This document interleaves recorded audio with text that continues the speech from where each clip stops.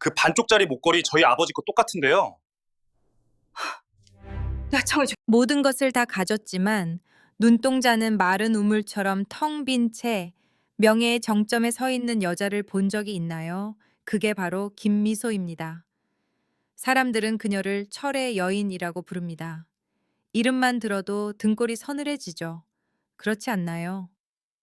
57세의 나이로 한국 국민이라면 누구나 우러러보는 태양그룹의 회장 자리에 앉아 있는 그녀는 마치 유리성에 갇힌 고독한 여왕과도 같았습니다. 솔직히 말해서 그녀는 언제나 무서울 정도로 완벽해 보입니다. 주름 하나 없이 몸에 딱 맞는 수천만 원짜리 정장, 한 올의 흐트러짐도 없이 높게 틀어 올린 검은 머리. 하지만 그거 아세요? 그녀에게서 뿜어져 나오는 냉기는 회장실 에어컨 때문이 아니라 그녀 자신에게서 나오는 것입니다. 온기라고는 없는 아름다움이죠. 하지만 사람은 참 묘해서 누구나 예상치 못한 어두운 구석을 가지고 있기 마련입니다. 그 텅 비고 적막한 집무실에서 미소는 때때로 허공을 응시하며 앉아 있곤 했습니다. 그녀의 손은 무의식적으로 목으로 향했죠. 그녀가 무엇을 만지고 있었을까요? 수억 원짜리 다이아몬드 목걸이 아닙니다. 그것은 하트 모양의 펜던트였습니다. 하지만 온전하지 않았죠. 반으로 잘려 있었습니다. 게다가 더 최악인 것은 녹슬고 색이 바래고 검게 변해 있었다는 겁니다. 말 그대로 고철 덩어리였죠. 그 비싼 정장의 깃 뒤에 그런 것이 숨겨져 있다는 게 우스울 정도였습니다. 지독하게 어울리지 않았으니까요. 하지만 미소는 마치 그것이 세상 유일한 보물이라도 되는 양 만지작거렸습니다. 그 거칠고 차가운 표면을 만질 때마다 그녀는 비로소 숨을 쉬는 것 같았습니다. 마치 그 녹슨 쇠 조각이 가슴 숭숭 뚫린 큰 구멍 바람이 휑하게 부는 그곳을 메워주려는 것처럼 말이죠. 똑똑. 노크 소리가 울리며 미소를 깊은 생각에서 끄집어냈습니다. 비서실장이 들어와 약쟁반을 내밀었습니다. 그녀는 아부하는 눈빛이 아닌 진심으로 걱정하는 눈빛으로 회장을 바라보았습니다. 회장님, 보약을 가져왔습니다. 요새 식사도 잘 못하시고 안색이. 미소가 고개를 돌렸습니다. 그녀의 시선은 비싼 보약을 마치 맹물 보듯 스쳐 지나갔습니다. 그녀는 서랍을 열어 진통제 통을 찾았습니다. 또 그것이었습니다. 됐네, 이거면 돼. 그녀는 알약 2개를 손에 털어넣고 씹지도 않고 삼켰습니다. 물도 없이요. 목구멍에서 약의 쓴맛이 퍼졌지만 아마 마음속의 쓴맛보다는 견딜만 했을 겁니다. 보시다시피 부자에게도 부자의 고통이 있습니다. 단잠조차 약으로 사야 한다면 돈이 많아봐야 무슨 소용일까요? 비서실장은 한숨을 쉬며 뭔가 말하려다 말고 조용히 물러갔습니다. 문이 닫히고 방에는 다시 죽음 같은 침묵이 내려앉았습니다. 이제 저와 함께 그 차가운 방을 떠나 23층으로 내려가 봅시다. 면접 대기실 구석에 한 청년이 웅크리고 앉아 있습니다. 이름은 박민준, 나이는 30세입니다. 흔히 이립 엘리, 이라 하여 뜻을 세우고 경력을 쌓아야 할 나이라고들 하지만 그를 좀 보세요. 발에 신은 구두는 앞코가 달아해졌고 벗겨진 가죽은 구두약으로 급하게 칠해 가려져 있습니다. 그가 입은 정장은 구제가게에서 샀거나 수백 번은 다려 입었는지 팔꿈치 부분이 반질반질 광이 납니다. 그의 주변에 있는 다른 지원자들은 어떨까요? 죄다 번듯한 선남선녀들의 옷에서는 돈 냄새가 폴폴 나고 자신감이 하늘을 찌를 듯합니다. 민주는 백조 무리에 섞인 미운 오리 새끼처럼 그들 사이에 파묻혀 있습니다. 그는 고개를 푹 숙인 채 낡은 휴대폰을 꽉 쥐고 있었습니다. 그러다 그는 전화를 걸었습니다. 인생에서 가장 소중한 사람에게 거는 전화였죠. 민주나 면접장에는 잘 도착했니? 수화기 너머로 들려오는 목소리는 늙고 걱정이 가득했습니다. 아버지였습니다. 민주는 깊게 숨을 들이마시고 목소리가 밝게 들리도록 얼굴 근육을 억지로 풀었습니다. 속으로는 울고 있는데 겉으로는 웃어야 하는 그 느낌이 얼마나 아픈지 아시나요? 네. 걱정 마세요, 아버지. 대기업은 무슨요? 그냥 건실한 작은 무역 회사예요. 면접 잘 보고 가서 맛있는 거 해드릴게요. 거짓말입니다. 그는 새빨간 거짓말을 하고 있습니다. 여기는 태양그룹이라고요. 이 나라에서 한두 손가락 안에 드는 대기업입니다. 하지만 그는 사실대로 말할 수 없었습니다. 왜냐고요? 태양이라는 이름은 그의 가족에게 저주와도 같았기 때문입니다. 누군가 태양그룹을 언급하거나 우연히 TV에서 로고를 볼 때마다 아버지는 넋을 잃곤 했습니다. 안색은 창백해지고 눈동자는 초점을 잃었죠. 그리고 술에 취한 밤이면, 그런 밤은 정말 지옥이었습니다. 아버지는 옷장 깊숙한 곳에서 낡은 천꾸러미를 꺼내곤 했습니다. 그것을 열어 내용물을 뚫어지게 쳐다보다가 어린아이처럼 엉엉 울었습니다. 민주는 그것이 무엇인지 감히 물어본 적이 없었습니다. 그저 그 고통이 너무 커서 감히 건드릴 수 없다는 것만 알았죠. 그는 아버지가 평온하기만을 바랐습니다. 평생을 절뚝거리며 온갖 막노동으로 자신을 키우느라 하루도 편할 날이 없었던 아버지였습니다. 알았다, 알았어. 우리 아들은 잘할 거야. 아빠는 너 믿는다. 전화기 너머 아버지의 목소리는 애써 밝은 척했지만 민주는 그 안에 섞인 떨림을 들을 수 있었습니다. 가슴이 조여왔습니다. 네, 끊을게요. 사랑해요, 아빠. 민주는 전화를 끊었습니다. 손톱이 살을 파고들 정도로 주먹을 꽉 쥐었습니다. 제발, 제발 합격하게 해주세요. 그는 속으로 기도했습니다. 이 일자리가 필요했습니다. 아버지가 더 이상 남의 밑에서 일하지 않게 하려면 돈이 필요했습니다. 지원자 박민준 씨 면접실로 들어오세요. 진행 요원의 차가운 목소리가 울렸습니다. 민주는 화들짝 놀랐습니다. 그는 자리에서 일어나 낡은 정장 자락을 매만지고 긴 숨을 들이쉰 뒤 문을 열고 들어갔습니다. 면접실은 압도될 만큼 넓었습니다. 차가운 백색 조명이 구석구석을 비췄습니다. 긴 테이블이 중앙에 놓여 있고 그 뒤로 5명의 면접관이 석상처럼 앉아 있었습니다. 그들의 눈빛은 칼날처럼 날카로워 민준을 머리끝부터 발끝까지 훑었습니다. 마치 발가벗겨져 가난을 샅샅이 검사당하는 기분이었습니다. 민주는 마른 침을 삼켰습니다. 목이 탔습니다. 그는 지정된 위치로 걸어가 떨림을 감추려 두 손을 맞잡았습니다. 그런데 그때 그의 시선이 멈췄습니다. 면접관석 정중앙에 한 여성이 있었습니다. 그녀는 다른 사람들을 완전히 압도하는 기운을 내뿜고 있었습니다. 차가움, 날카로움, 분명히 회장이었습니다. 민주는 심장이 쿵쿵 뛰는 것을 느끼며 생각했습니다. 김미소 회장은 서류를 넘기느라 고개조차 들지 않고 있었습니다. 하지만 뭔가 그녀의 목에서 반짝이는 무언가가 민준의 시선을 사로잡았습니다. 그는 눈을 가늘게 뜨고 자세히 보았습니다. 고급스러운 정장 깃 사이로 낡은 금속 물체가 드러나 있었습니다. 하트 모양, 반으로 잘린, 녹이 세운, 그 순간 시간이 멈춘 것 같았습니다. 에어컨 돌아가는 소리도 사라졌습니다. 민준의 심장 박동 소리만이 전쟁터의 북소리처럼 귓가에 울렸습니다. 저건 잘못 봤을 리가 없습니다. 아버지가 술에 취한 밤마다 천꾸러미 안에서 소중히 다루던 물건과 똑같았습니다.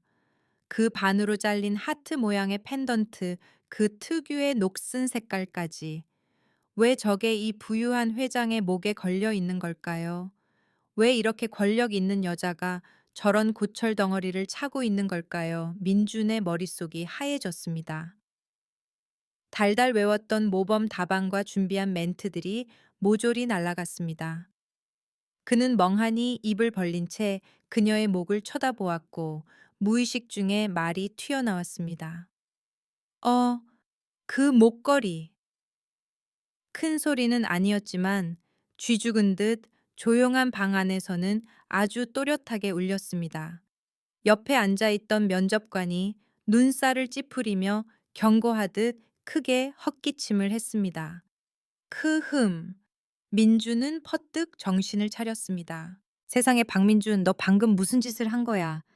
취직 면접을 보러 온 거야. 남의 장신구를 구경하러 온 거야. 얼굴이 잘 익은 토마토처럼 빨개졌고 등 뒤로는 식은땀이 흘렀습니다. 그는 급히 허리를 90도로 숙였습니다. 이마가 거의 무릎에 닿을 정도였습니다. 죄송합니다. 너무 긴장해서 실례를 범했습니다. 정말 죄송합니다. 그제야 김미소가 고개를 들었습니다. 그녀의 서늘한 눈빛이 앞코가 닿도록 고개를 숙인 청년을 바라보았습니다. 그녀는 살짝 미간을 찌푸렸습니다. 또 이상한 녀석인가. 그녀는 속으로 생각했습니다. 요즘 별난 사람들이 참 많았습니다. 그녀는 별로 신경 쓰지 않고 다시 테이블 위 서류로 시선을 내렸습니다. 시작하세요. 그녀가 퉁명스럽게 말했습니다. 면접이 시작되었습니다. 자기소개해 보세요. 첫 번째 면접관이 명령했습니다. 민주는 허리를 펴고 날뛰는 심장을 진정시켰습니다. 그는 다소 떨리지만 진심을 담아 말하기 시작했습니다. 성실함에 대해 자잘한 아르바이트 경험에 대해 이야기하며 평범한 학력을 덮으려 애썼습니다. 미소는 이야기를 들으며 이력서를 훑어보았습니다. 지방대 졸업 평범한 학점, 대기업 경력 없음. 태양그룹의 기준에 비하면 보잘것없는 아니 형편없는 이력서였습니다. 보통 이런 서류는 즉시 탈락이었습니다. 하지만 그녀의 손가락이 가정 환경란의 마지막 줄에서 멈췄습니다. 한부모 가정 부친과 동거, 가슴 한구석이 욱신거렸습니다. 한부모라고 아버지랑 산다고 미소가 고개를 들었습니다. 이번에는 민준을 제대로 쳐다보았습니다. 배우처럼 잘생기지도 세련되지도 않았습니다. 하지만 그의 눈은, 그 눈동자는 매우 맑고 투명했습니다. 두려워하고 있었지만 그 눈빛에서는 묘하게 선량함이 묻어났습니다. 그리고 질문에 대답하는 태도에는 미사여구도 거창한 단어도 없었고 오직 진솔함만이 있었습니다. 왜 태양에 지원했습니까? 한 면접관이 까다로운 질문을 던졌습니다. 솔직히 말씀드리면 민주는 잠시 머뭇거 하다가 말했습니다. 돈이 필요합니다. 아버지가 연로하시고 다리가 불편하셔서 이제 쉬게 해드리고 싶습니다. 제가 남들보다 부족한 건 알지만 남들보다 2배, 3배 더 열심히 일하겠다고 약속드립니다. 방 안이 조용해졌습니다. 고위직 면접에서 나오기에는 너무나 현실적이고 심지어 순진하기까지 한 대답이었습니다. 다른 면접관들은 비웃듯 입꼬리를 올렸습니다. 하지만 미소는 웃지 않았습니다. 그녀는 그저 그를 빤히 쳐다보았습니다. 왜일까요? 왜 이렇게 낯익은 느낌이 드는 걸까요? 분명 처음 보는 얼굴인데, 전혀 모르는 얼굴인데. 하지만 저 불안 섞인 단호한 눈빛 주눅 들었지만 자존심 있는 태도가 아주 먼 옛날의 무언가를 떠올리게 했습니다. 봉인된 기억 말이죠. 그리고 아까 그가 중얼거린 말도 걸렸습니다. 그 목걸이. 그가 뭘 본 건가 면접은 빠르게 끝났습니다. 면접관들이 지원자들에게 나가라는 신호를 보냈습니다. 수고하셨습니다. 추후 연락드리겠습니다. 의뢰하는 인사치레, 사실상 당신은 탈락입니다. 라는 뜻이었습니다. 민주는 고개를 숙여 인사하고 뒤돌아 걸어갔습니다. 발걸음이 청음망은 무거웠습니다. 이걸로 끝이다. 인생 역전의 기회는 물거품이 되었다. 하지만 그 녹슨 목걸이의 잔상이 계속 그를 괴롭혔습니다. 그는 세 걸음 걷다가 멈춰 섰습니다. 지금 이 문을 나가면 평생 후회할 것 같았습니다. 알아야 했습니다. 왜 아버지가 저것과 똑같은 반쪽을 가지고 있는지 알아야 했습니다. 민주는 입술을 꽉 깨물고 몸을 확 돌렸습니다. 비서실장이 나서서 막으려 했습니다. 이보세요. 면접 끝났습니다. 회장님. 민준이 소리쳤습니다. 떨리지만 단호한 목소리였습니다. 면접실 전체가 얼어붙었습니다. 감히 이런 행동을 하는 지원자는 없었습니다. 큰 실례가 안 된다면 질문 하나만 드려도 되겠습니까? 면접관들이 서로 눈을 동그랗게 뜨고 쳐다봤습니다. 간입의 밖으로 나온 촌놈이군. 그들이 소리쳐 내쫓으려 하자 미소가 손을 들어 제지했습니다. 그녀는 그를 바라보았습니다. 마음속에서 호기심이 강렬하게 피어올랐습니다. 뭘 묻고 싶은 거죠? 민주는 마른 침을 삼켰습니다.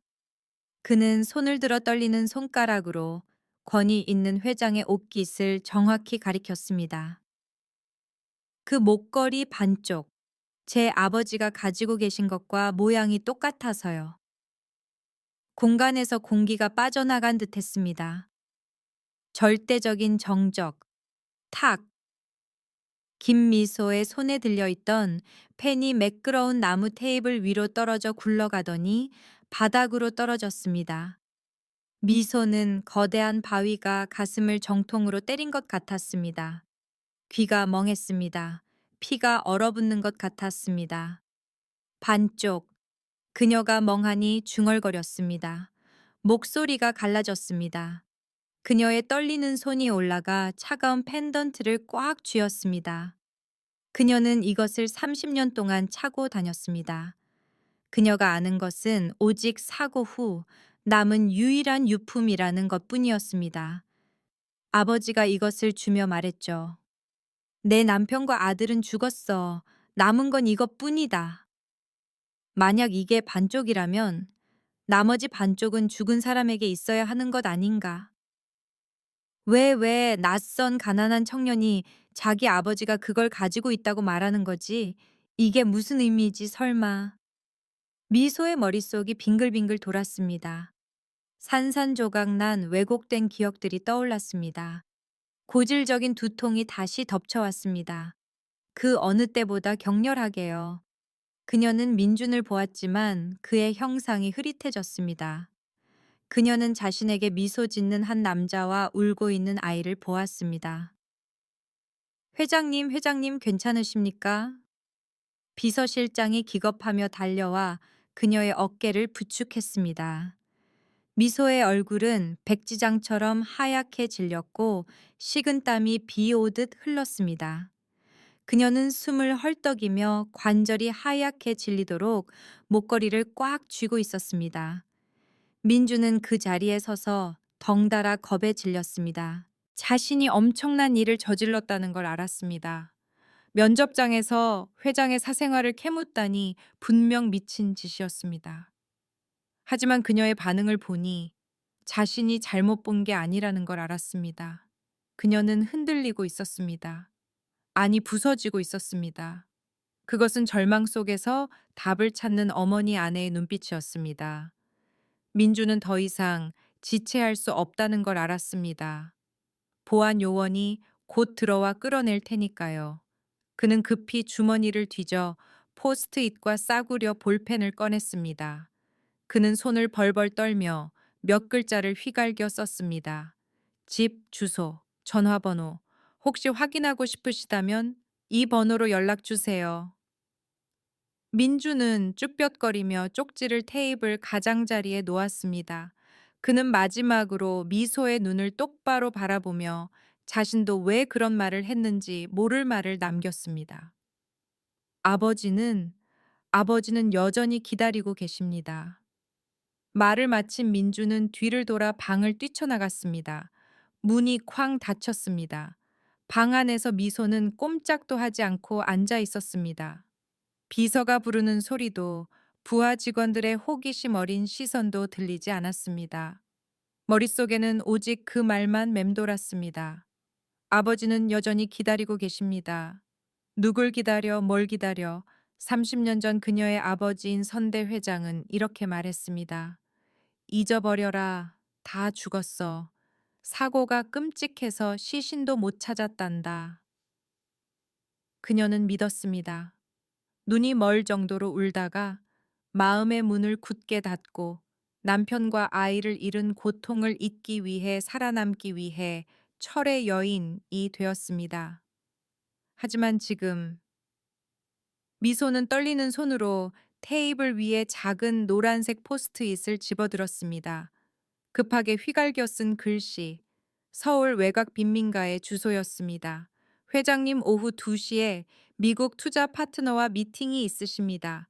그리고 3시는 프로젝트 보고, 비서가 조심스럽게 일정을 상기시키며 그녀를 현실로 끌어오려 했습니다.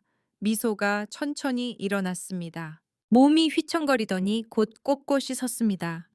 아까의 텅 빈 눈동자는 이제 격렬한 불꽃으로 타올랐습니다. 의심의 불꽃, 희망의 불꽃, 다 취소해. 네, 회장님 하지만 다 취소하라고 했잖아. 미소의 고함 소리가 방 전체를 울리며 모두를 깜짝 놀라게 했습니다. 그녀가 이렇게 평정심을 잃은 모습은 처음이었습니다. 미소는 핸드백을 낚아채 문으로 성큼성큼 걸어갔습니다. 기사 필요 없어. 경호원도 필요 없어. 혼자 갈 거야. 회장님 위험합니다. 뒤에서 부르는 소리에도 아랑곳하지 않고 미소는 바람처럼 달려나갔습니다. 그녀는 벽에 걸린 차 키를 낚아챘습니다. 수조 원짜리 계약서에 눈 하나 깜짝 않고 서명하던 손이 이제는 떨려서 차 키를 열쇠 구멍에 제대로 꽂지도 못했습니다. 지하 주차장으로 내려가 차가운 고급 세단에 앉은 미소는 다시 쪽지를 펼쳐 보았습니다. 심장이 미친 듯이 뛰었습니다. 사기일 수도 있습니다. 함정일 수도 있습니다. 가난뱅이가 대기업 회장에게 돈을 뜯어내려는 수작 너무나 뻔한 시나리오입니다. 하지만 여자의 직감이 말했습니다. 아니다. 그 청년의 눈빛은 너무나 진실했다. 그리고 그 목걸이는 아무도 모르는 물건이다. 오직 그녀와 죽은 남편만이 아는. 뜨거운 눈물이 갑자기 솟구쳐 뺨을 타고 흘러 완벽한 화장을 번지게 했습니다. 여보, 당신이야. 아니면 내가 미친 거야. 그녀는 엑셀을 밟았습니다. 차는 어둠 속을 뚫고 도시 외곽을 향해 30년 동안 묻혀있던 비밀이 발굴되기를 기다리는 곳으로 질주했습니다. 목적지는 북한산 자락에 위치한 빈민가였습니다. 아시겠지만 서울은 참 잔인한 도시입니다. 한쪽에는 돈이 물처럼 흐르는 강남의 화려한 마천루들이 있습니다. 그리고 불과 수십 킬로미터 떨어진 곳에는 시간이 전 세기에 멈춘 듯한 가파른 언덕과 판잣집들이 있습니다. 미소는 천국에서 사람들이 흔히 밑바닥이라 부르는 곳으로 차를 몰고 있었습니다. 차는 주차장을 빠져나와 빛 속으로 나아갔습니다. 하지만 미소의 마음은 어둠 속으로 들어가고 있었습니다. 도심을 가로지르는 내내 그녀는 경적 소리도 듣지 못했고 붐비는 인파도 보지 못했습니다. 머릿속에는 고장난 카세트 테이프처럼 한 가지 질문만 맴돌았습니다. 만약 사실이라면, 솔직히 말해서 인간은 참 묘합니다. 우리는 종종 거짓말보다 진실을 더 두려워합니다. 미소도 그랬습니다. 만약 그 청년의 말이 사실이라면, 만약 남편과 아이가 살아있다면, 그럼 지난 30년은 도대체 무엇이었을까요? 가장 존경했던 아버지가 왜 그런 뻔뻔한 거짓말을 했을까요? 다 죽었다 미소야. 사고가 너무 끔찍했어. 그 말은 그녀의 반평생 동안 심장을 감옥에 가뒀습니다. 그녀는 자문했습니다. 그 길고 긴 30년 동안 나는 산 것일까? 아니면 그저 존재했던 것일까?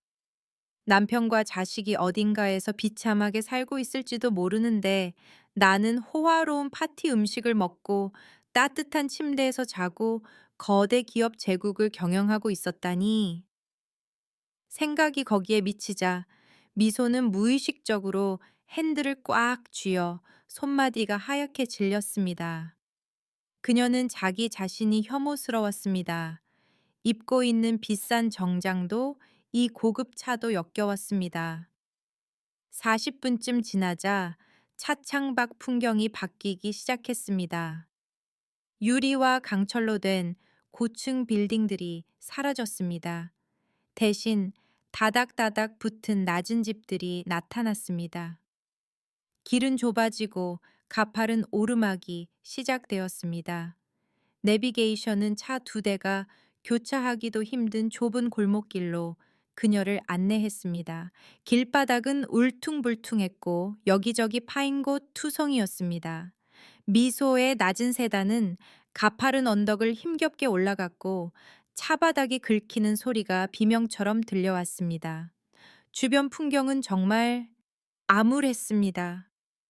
페인트가 벗겨진 낡은 집들은 흉터처럼 얼룩덜룩했습니다.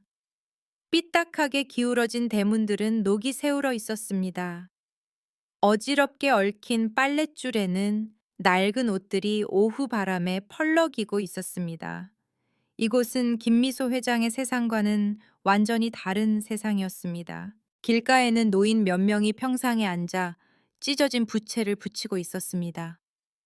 그들은 호기심과 경계심이 섞인 눈빛으로 그녀의 검은색 차를 올려다보았습니다.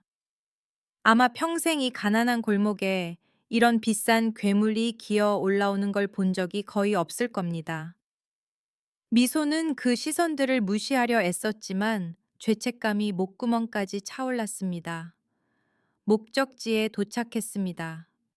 기계의 무미건조한 목소리가 울리며 그녀의 생각을 끊었습니다. 미소는 브레이크를 밟았습니다. 눈앞에는 언덕 끝자락에 위태롭게 서 있는 낡은 단독주택이 보였습니다. 상상해 보세요. 바람만 세게 불어도 무너질 것 같은 집을요. 담벼락은 페인트가 다 벗겨져 회색 시멘트가 드러났고 이끼 자국이 얼룩덜룩했습니다. 녹색 철대문은 거의 다 녹슬어 희미한 색깔만 남았습니다. 지붕 기와는 군데군데 깨져 있었고 몇 장은 금방이라도 떨어질 듯 비뚤어져 있었습니다. 그리고 제가 이 이야기를 하면서 가슴이 아팠던 디테일은 바로 대문 앞의 화분이었습니다. 깨진 플라스틱 화분 안에 시든 들국화 한 송이가 고개를 숙이고 있었습니다. 마치 이곳의 희망을 상징하는 것 같았습니다. 위태롭고 지친 희망 말이죠. 미소는 차 안에 앉아 핸들을 꽉 쥔 채 그 집을 뚫어지게 쳐다보았습니다. 내 남편, 내가 아이를 낳아줄 만큼 사랑했던 남자가 정말 이런 성냥갑 같은 곳에 살고 있단 말인가 심장이 터질 듯 뛰어 가슴이 아팠습니다. 손에 땀이 흥건해 가죽 핸들을 적셨습니다. 두려웠습니다. 정말로 이 차 문을 열기가 무서웠습니다. 발을 내디디면 그녀의 인생은 다시는 이전으로 돌아갈 수 없다는 걸 알았기 때문입니다. 미소는 긴 한숨을 내쉬며 평소의 차가운 모습을 되찾으려 애썼습니다. 넌 김미소야, 철의 여인이라고. 그녀는 스스로를 다독였습니다. 그리고 차 문을 열었습니다. 명품 하이힐 굽소리가 또각또각 메마르게 텅 빈 골목에 울렸습니다. 그 소리는 지독하게 이질적이었습니다. 미소는 조심스럽게 철대문으로 다가갔습니다. 대문 틈 사이로 마당 안쪽을 들여다보았습니다. 마당은 좁았고 시멘트 바닥은 곳곳이 갈라져 틈새로 잡초가 자라고 있었습니다. 그리고 그때 그녀는 그를 보았습니다. 마당 한가운데서 한 중년 남자가 빨래를 걷고 있었습니다. 마치 하늘을 짊어진 듯 등이 구부정한 마른 체구의 남자였습니다. 머리카락은 희끗희끗했고 바람에 헝클어져 있었습니다. 그는 목이 늘어난 낡은 티셔츠와 밑단이 해진 갈색 면바지를 입고 있었습니다. 하지만 미소의 눈길을 끈 것은 그의 걸음걸이였습니다. 그는 한쪽 다리를 절뚝거리며 빨랫줄과 플라스틱 바구니 사이를 힘겹게 오가고 있었습니다. 그 뒷모습을 보는 순간 미소는 숨이 막혔습니다. 누군가 폐를 쥐어짜는 듯 숨을 쉴 수가 없었습니다. 왜일까요? 분명 그녀의 머릿속에는 이 남자에 대한 기억이 하나도 없는데, 이름도 목소리도 얼굴도 기억나지 않는데, 하지만 심장은 이성을 배반했습니다. 가슴 한구석이 뜨겁게 달아올랐습니다. 목이 메고 코끝이 찡해지는 서러움이 밀려왔습니다. 이유도 없이 눈물이 왈칵 쏟아질 것 같았습니다. 그녀의 몸이 마치 뇌 대신 기억하고 있는 것 같았습니다. 미소는 무의식적으로 손을 들어 철대문을 살짝 건드렸습니다. 끼익. 녹슨 경첩 소리가 고요한 공간을 날카롭게 갈랐습니다. 마당 안의 남자가 동작을 멈췄습니다. 손에 든 옷이 허공에서 멈췄습니다. 그는 몇 초간 석상처럼 서 있다가 천천히 아주 천천히 고개를 돌렸습니다. 그 순간 시간이 멈춘 것 같았습니다. 두 시선이 마주쳤습니다. 한쪽은 재계에서 가장 권력 있는 여자의 날카롭고 혼란스러운 눈빛, 다른 한쪽은 가난한 남자의 선하고 고단하며 깊은 슬픔을 담은 눈빛. 남자의 동공이 격렬하게 흔들렸습니다. 마치 유령을 본 듯 아니면 천사가 내려온 것을 본 듯 했습니다. 그는 엄청난 충격을 받은 게 분명했습니다. 툭! 손에 들고 있던 빨래 바구니가 땅에 떨어졌습니다. 낡고 색바랜 수건들이 먼지투성이 시멘트 바닥에 뒹굴었지만 그는 주울 생각조차 하지 않았습니다. 그의 입술이 파르르 떨리더니 한참 만에야 입을 열었습니다. 당신, 어떻게 여기에? 그 목소리, 감격에 겨워 갈라지고 쉰 그 목소리. 마치 물에 빠져 죽어가던 사람이 통나무를 붙잡았을 때 내는 구조 요청 같았습니다. 믿을 수 없다는 기색과 수년 동안 억눌러온 사무치는 그리움이 담겨 있었습니다. 미소는 그 반응을 보고 확신했습니다. 이 남자는 나를 안다. TV에 나오는 김미소 회장이 아니라 진짜 나를 알고 있다. 미소는 떨리는 손으로 대문을 밀고 마당으로 들어섰습니다. 비싼 하이힐 굽이 울퉁불퉁한 흙바닥에 빠져 비틀거리며 넘어질 뻔했지만 신경 쓰지 않았습니다. 그녀는 남자 바로 앞까지 걸어가 몇 걸음 떨어진 곳에 섰습니다. 목이 메었습니다. 묻고 싶은 게 너무나 많았습니다. 당신 누구세요? 왜 나를 알죠? 내 남편은 어디 있나요?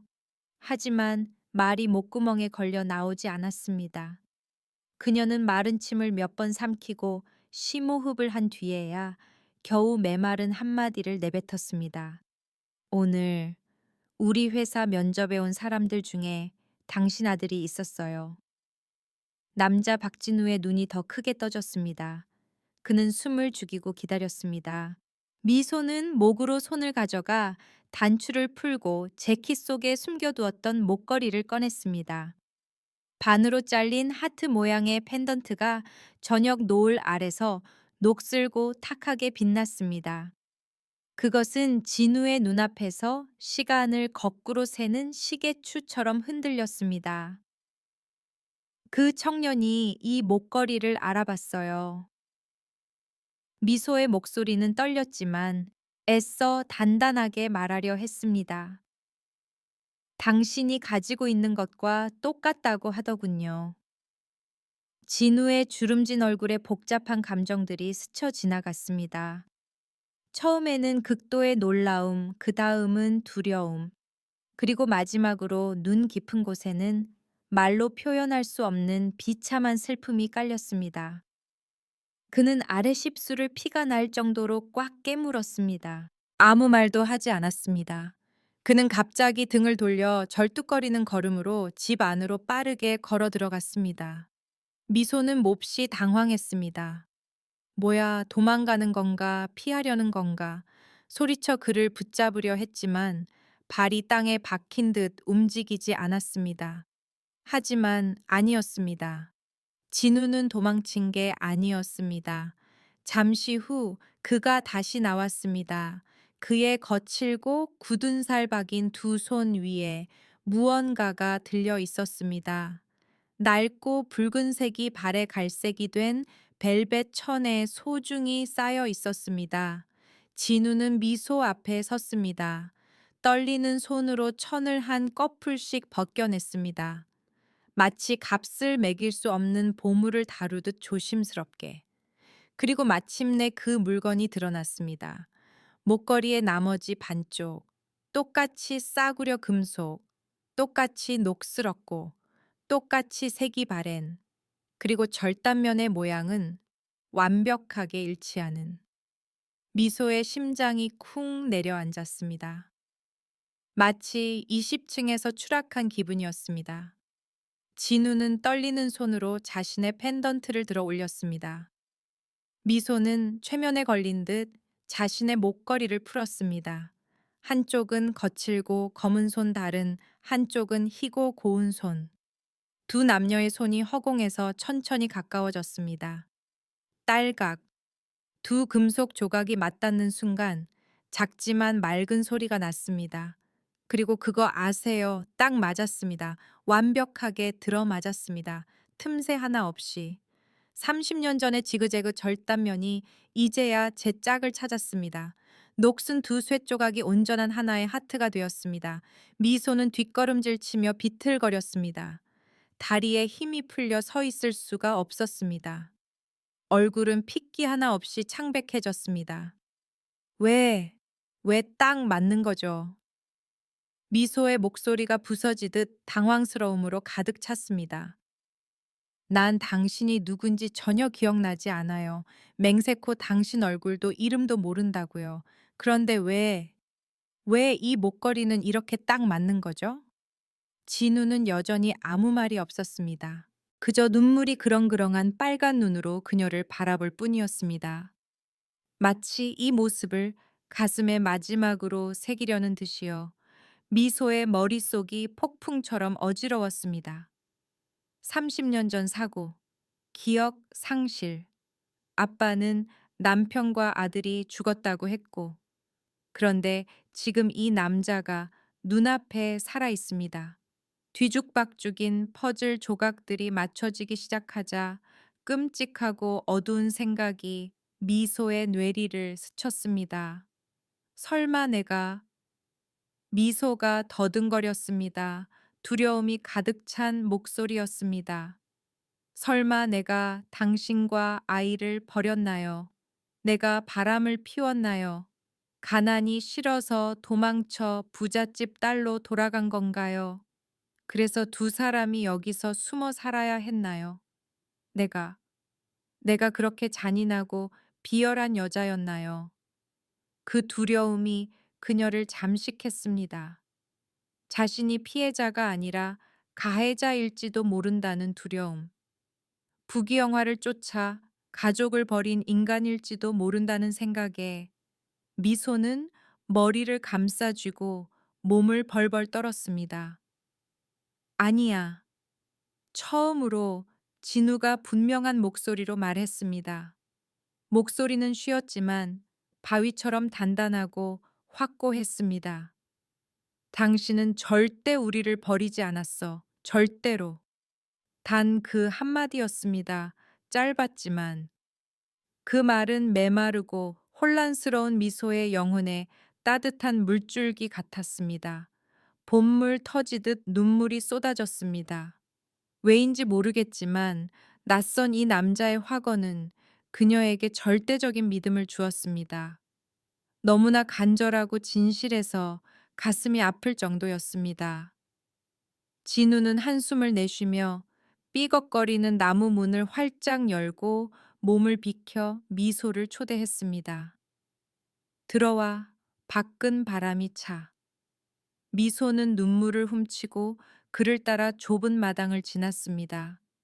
낡은 현관문이 열리고 비좁은 공간이 나타났습니다. 거실 겸 침실 겸 식당인 방이 눈에 들어왔습니다. 바닥에 노란 장판은 여기저기 갈라져 있었고 벽지는 누렇게 발에 있었습니다. 구석에는 싸구려 천으로 된 옷장이 있었습니다. 가난의 흔적이 구석구석 물건 하나하나에 배어 있었지만 이상하게도 모든 것이 기이할 정도로 깨끗하고 정돈되어 있었습니다. 먼지 하나 없이 물건들이 가지런했습니다. 주인이 사는 곳을 매우 소중히 여긴다는 것을 알 수 있었습니다. 일단 앉아. 계속 서 있으면 다리 아파. 진우는 낡았지만 깨끗한 방석을 꺼내 먼지를 대충 털고 바닥에 놓으며 권했습니다. 미소는 멍하니 털썩 주저앉았습니다.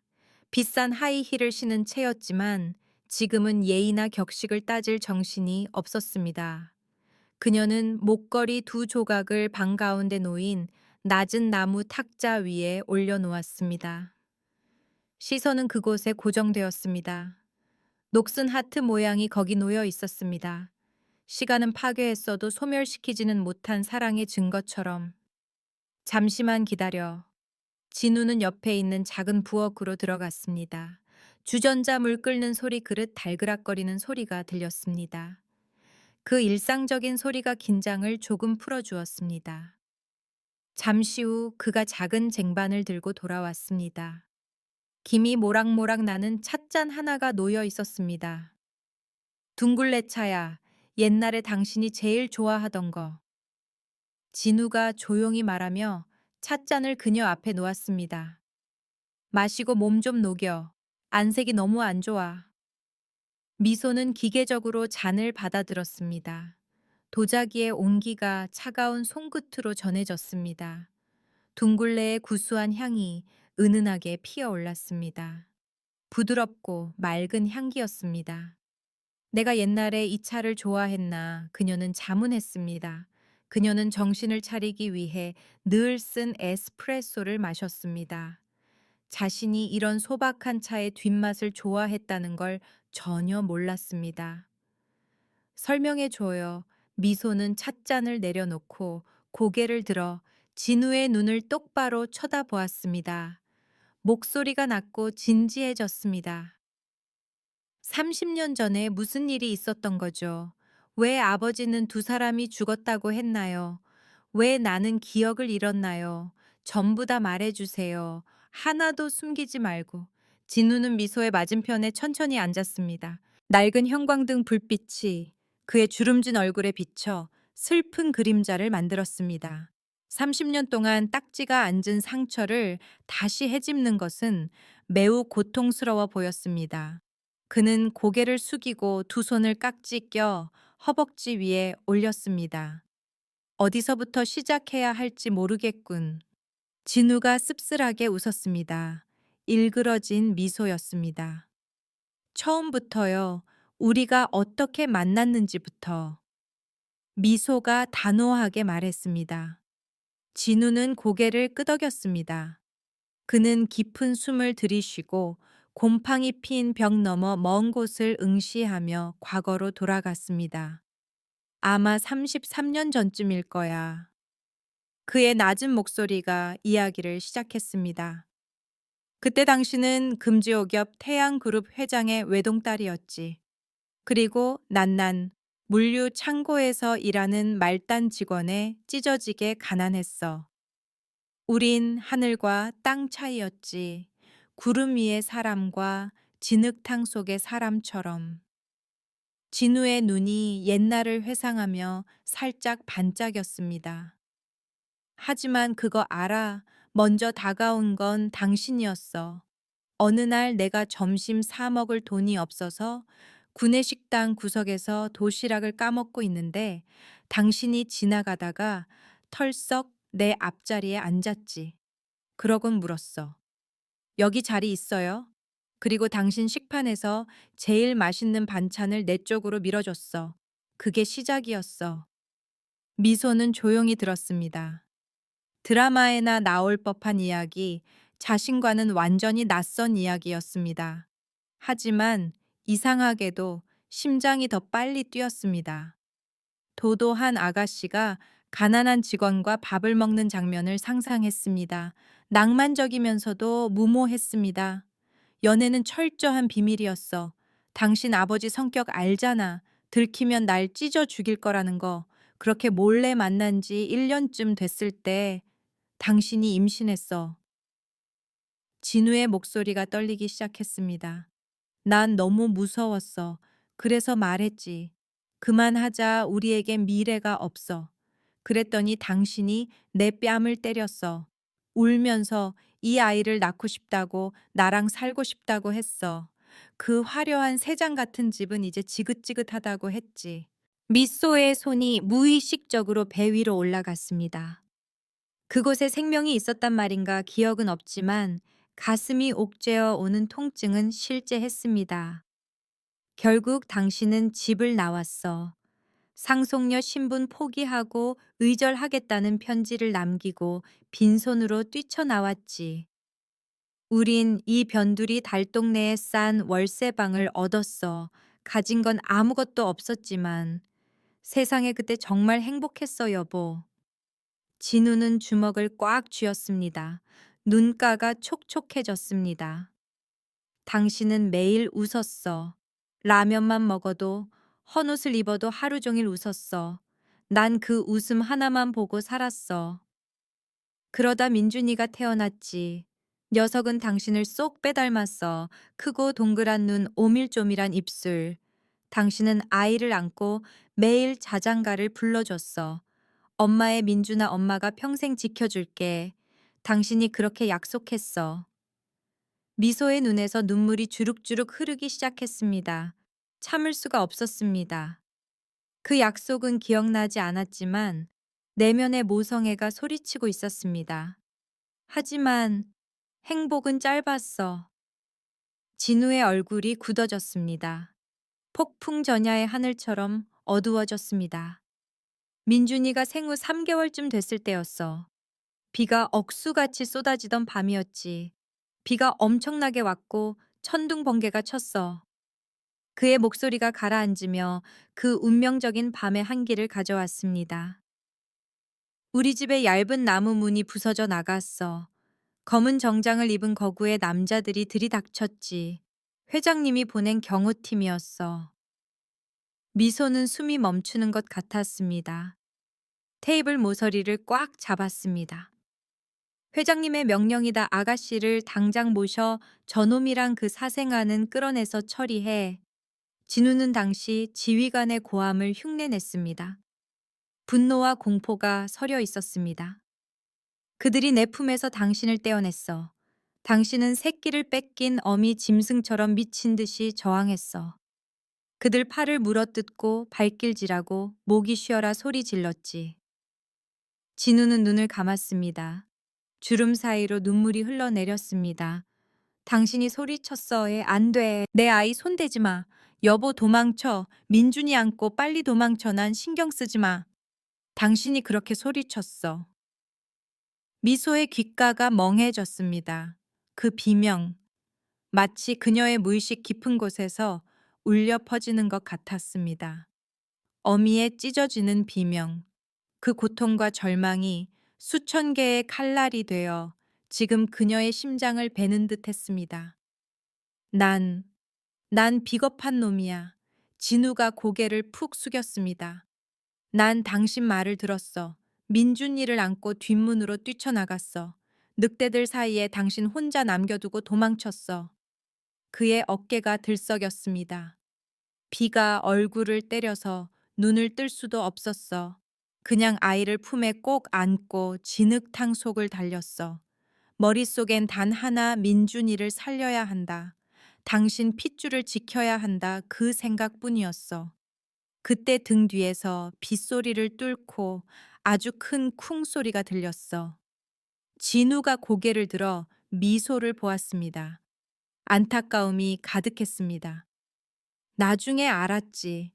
신랑이 중에 경호원이 당신을 세게 밀쳤고, 당신이 넘어지면서 머리를 날카로운 돌계단 모서리에 찧었다는 걸. 당신 피가 흘러서 빗물과 섞여 마당이 온통 붉었다더군. 미소는 무의식적으로 목덜미 뒤를 만졌습니다. 단정하게 묶은 머리 아래 길게 튀어나온 흉터가 있었습니다. 의사와 아버지는 27살 때 교통사고로 생긴 거라고 했습니다. 알고 보니 그게 피비린내 나는 이별의 흔적이었단 말인가요?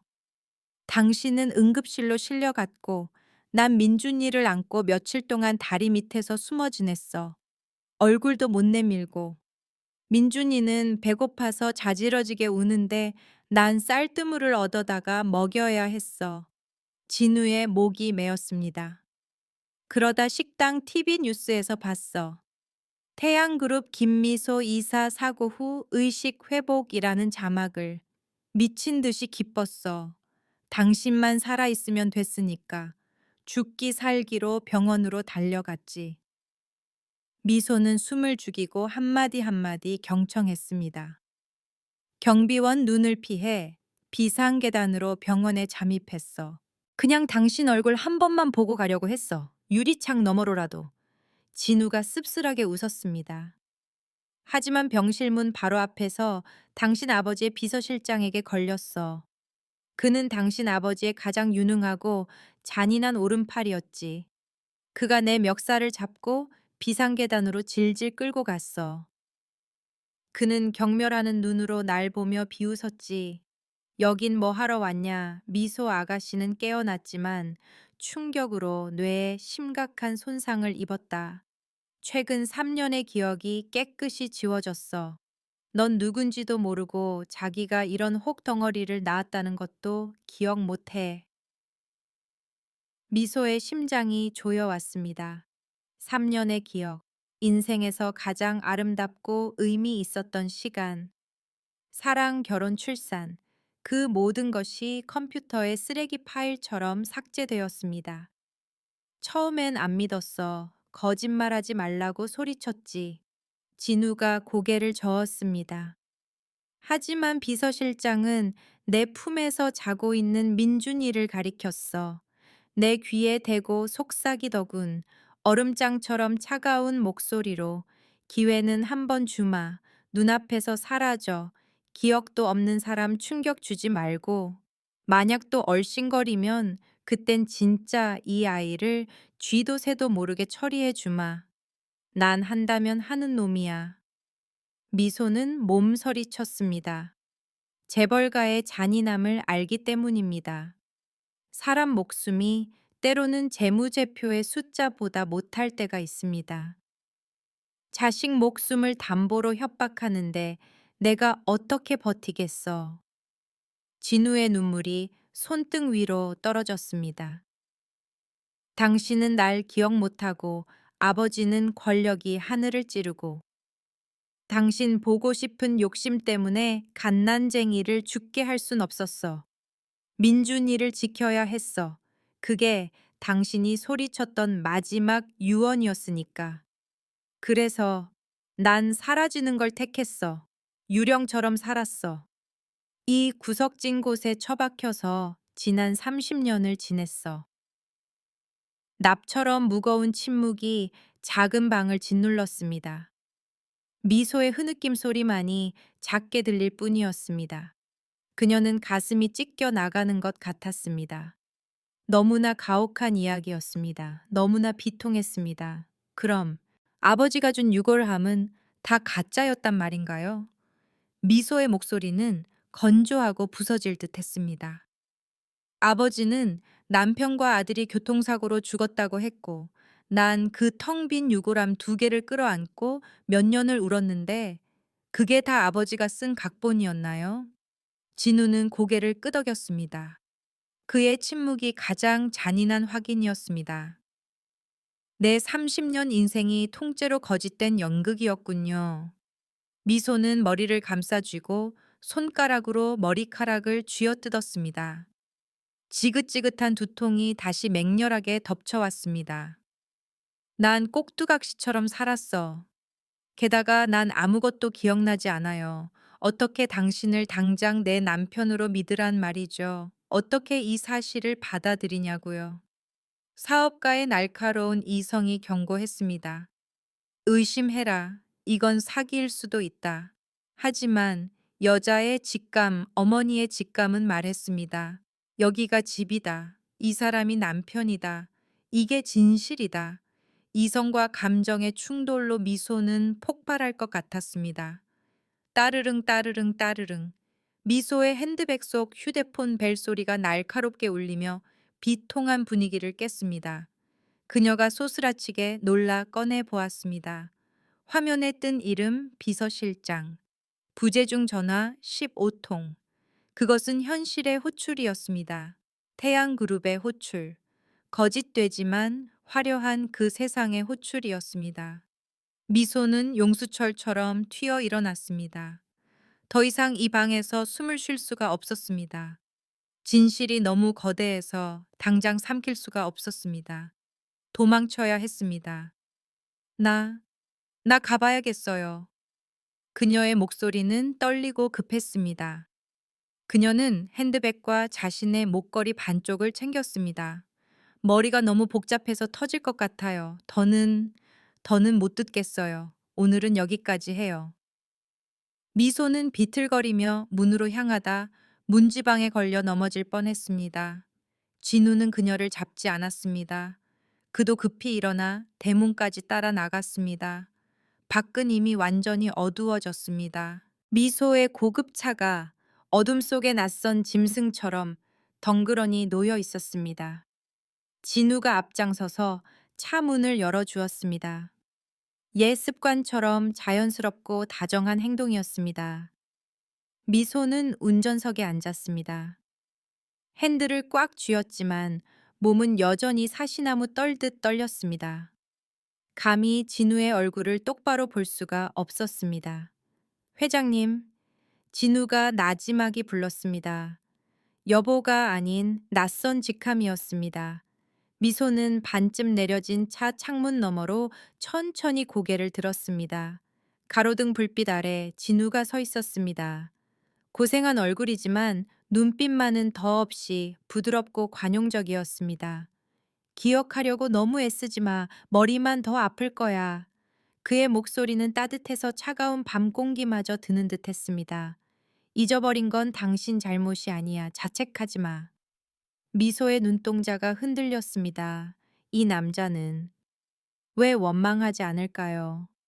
결국 자신이 기억을 잃어서 자기 집안 때문에 그가 비참하게 불구로 30년을 숨어 살았는데 왜 저렇게 사랑이 가득한 눈으로 보는 걸까요? 하지만 우리를 아주 잊어버리지는 말아주어. 진우가 말을 이었습니다. 목소리가 살짝 잠겼습니다. 지난 30년 기억 못하면 그냥 묻어둬. 원망 안 해. 대신 진우는 미소의 눈을 똑바로 응시했습니다. 늙은 눈 속에 희미하지만 단단한 희망의 빛이 서렸습니다. 오늘을 우리가 다시 만난 첫날로 치면 어떨까? 미소는 눈을 깜박였습니다. 무슨 뜻인지 이해하지 못했습니다. 진우가 거칠고 굳은 살 박인 손을 내밀었습니다. 제 이름은 박진우입니다. 그가 허허 웃었습니다. 눈과 주름이 깊게 패는 미소였지만 기이할 정도로 진솔하고 따뜻했습니다. 지금 당신에게 남편이라는 말이 너무 무겁다면 우리 친구부터 시작하는 건 어때? 나 꽤 괜찮은 놈이야. 좀 가난해서 그렇지. 한번 속는 셈 치고 이 늙은이랑 친구 한번 해보는 거 어때? 미소는 멍하니 그 손을 바라보았습니다. 실타래처럼 엉킨 머릿속에서 그 제안이 문득 가장 명쾌하고 편안하게 다가왔습니다. 기억하라고 강요하지 않습니다. 당장 남편으로 받아들이라고 강요하지 않습니다. 과거의 짐이 아니라 새로운 시작입니다. 친구. 그 두 글자가 어찌나 홀가분한지요. 미소의 심장이 쿵쿵 뛰었습니다. 그녀는 그의 굳은 살 박인 손을 보고 다시 그의 눈을 보았습니다. 그 손을 잡고 싶었습니다. 정말로 그러고 싶었습니다. 그녀의 오른손이 떨리며 천천히 핸들에서 떨어져 진우의 손을 향해 나갔습니다. 하지만 닿기 직전에 멈췄습니다. 두려움이 여전했습니다. 아직 준비가 안 됐습니다.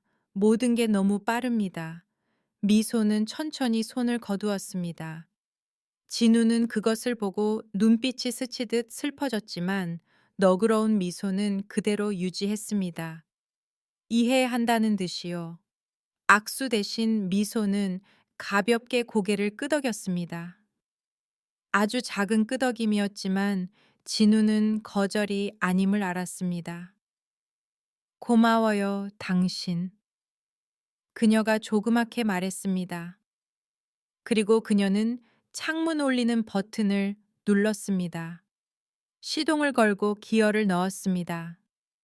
차가 천천히 굴러가며 가난한 골목을 빠져나갔습니다. 미소는 백미러를 보았습니다. 희미한 가로등 불빛 아래 박진우의 모습이 작아지고 작아졌습니다. 비틀거리며 고독해 보였지만 차가 모퉁이를 돌아보이지 않을 때까지 꼿꼿이 서서 배웅하고 있었습니다. 미소의 가슴에 쓴 덩어리가 꽉 막혔습니다.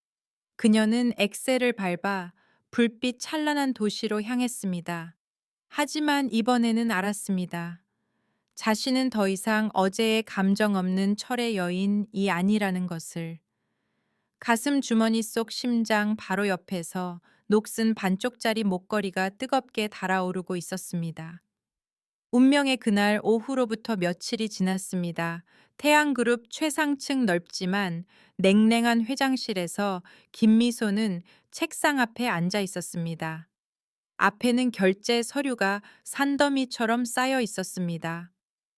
수십억짜리 계약서, 재무보고서, 시장 확장 계획, 평소라면 1초 만에 훑어보고 망설임 없이 서명했을 것들입니다. 하지만 오늘은 달랐습니다. 비싼 만년필은 종이 위에서 허공을 맴돌았고 잉크가 마를 지경인데도 글자 하나 쓰지 못했습니다. 숫자들 글자들이 눈앞에서 유령처럼 춤을 췄고 아무리 읽어도 머리에 들어오지 않았습니다. 숨 막히게 조용한 이 공간에서 귓가에는 그 남자의 목소리가 계속 맴돌았습니다. 자식 목숨을 담보로 협박하는데 내가 어떻게 버티겠어. 그래서 난 죽은 사람처럼 숨어 살았어. 지난 30년 동안. 미소의 손이 심하게 떨렸습니다. 떨어뜨리지 않으려 펜을 놓아야 했습니다. 그 남자 박진우. 그는 자신을 버린 게 아니었습니다. 비겁하게 도망친 게 아니었습니다. 그는 가장 고통스러운 길을 택했습니다. 30년의 지옥을 견디는 것. 상상해 보시겠어요? 가난과 고독 속에서 TV에 나오는 아내를 보면서도 다가가지 못하고 두려움 속에 홀로 아들을 키우며 30년을 산다는 것을요. 오직 아내와 아들의 목숨을 지키기 위해서 말입니다. 그녀의 심장은 아직 기억을 찾지 못했지만 가슴은 청은망은 바위에 눌린 듯 했습니다. 숨이 찼습니다. 욱신거렸습니다. 그리고 그의 마지막 말. 남편이라는 말이 너무 무거우면 친구부터 시작하는 건 어때? 그 제안. 세상에 어쩜 그렇게 따뜻하고 겸손할까요? 그것은 미소의 마음속 만년설을 녹이려는 작은 불꽃 같았습니다. 똑똑 노크 소리가 울리며 미소를 현실로 데려왔습니다. 비서실장이 두툼한 서류철을 안고 들어왔습니다. 회장님, 지난번 면접 결과 보고서입니다. 비서가 공손하게 서류를 내려놓았습니다. 지원자 박민준 씨 건은 규정대로 불합격 처리하겠습니다. 점수도 너무 낮고 면접 태도도 이상해서. 말하면서 비서가 불합격이라고 적힌 빨간 도장을 들어 민준의 서류에 쾅 찍으려 했습니다. 잠깐. 미소의 날카로운 고함이 칼처럼 정적을 찢었습니다. 비서실장은 화들짝 놀라 손을 허공에 멈췄습니다. 도장을 떨어뜨릴 뻔했습니다. 신입 사원 한 명 때문에 회장이 이렇게 흥분하는 건 처음이라 눈이 휘둥그레졌습니다. 미소가 몸을 숙여 비서의 손에서 서류를 확 낚아챘습니다. 그녀는 서류를 펼쳐 왼쪽 구석에 붙은 증명사진을 뚫어지게 보았습니다. 젊은 청년의 얼굴, 맑고 선한 눈동자, 웃을 때 살짝 패인 입가. 이 얼굴, 어찌나 낯이 익은지요. 진우의 말이 떠올랐습니다. 엄마의 민준아 엄마가 평생 지켜줄게. 미소의 심장이 쿵 내려앉았습니다. 그의 말이 사실이라면 이 청년은 내 아들입니다. 내가 배 아파 낳은 아이. 남편이 내 아버지의 소나기에서 인생을 바쳐 구해낸 아이. 내 핏줄. 미소의 눈시울이 뜨거워졌습니다. 떨리는 손끝이 사진을 어루만졌습니다. 그 얼굴을 쓰다듬고 싶었습니다. 물론 사업가의 냉철한 이성은 여전히 소리쳤습니다. 조심해, 정교한 사기극이면 어쩔 거야. 하지만 사진 속 민준의 눈을 보는 순간 깊은 곳에서 격렬하고 뜨거운 감정이 솟구쳤습니다. 모성 본능이었습니다. 안아주고 싶었습니다. 보상해주고 싶었습니다. 그녀는 깊은 숨을 들이쉬고 떨리는 손을 책상 밑으로 감추며 평소에 위험 있는 목소리를 되찾으려 애썼습니다. 아니, 합격시켜. 네, 비서가 잘못 들었나 싶어 입을 벌렸습니다. 하지만 회장님 점수가 내일부터 당장 출근시키라고 미소가 말을 잘랐습니다. 단호했지만 약간의 떨림이 섞여 있었습니다. 도대체 인재인지 사기꾼인지 내 눈앞에 두고 지켜봐야겠어. 알겠나. 완벽한 핑계였습니다. 검증. 하지만 사실 그것은 보호였습니다. 아들을 곁에 두고 싶었습니다. 더 이상 어떤 순간도 놓치고 싶지 않았습니다. 비서실장은 의아했지만 감히 토를 달지 못하고 고개를 숙여 명령을 받고 물러났습니다. 문이 닫혔습니다. 미소는 서류를 덮지 않았습니다. 펼쳐둔 채 사진 속 민준의 얼굴을 손가락으로 가만히 문질렀습니다. 아들, 가난하게 컸다는데 어쩜 이렇게 눈이 맑니? 그 두 남자의 존재, 인내심 강한 남편과 효심 깊은 아들가 철의 여인의 고독한 세계를 흔들기 시작했습니다. 며칠 후 미소는 다시 북한산 자락의 빈민가로 차를 몰았습니다. 이번에도 혼자였습니다. 경호원도 비서도 없이.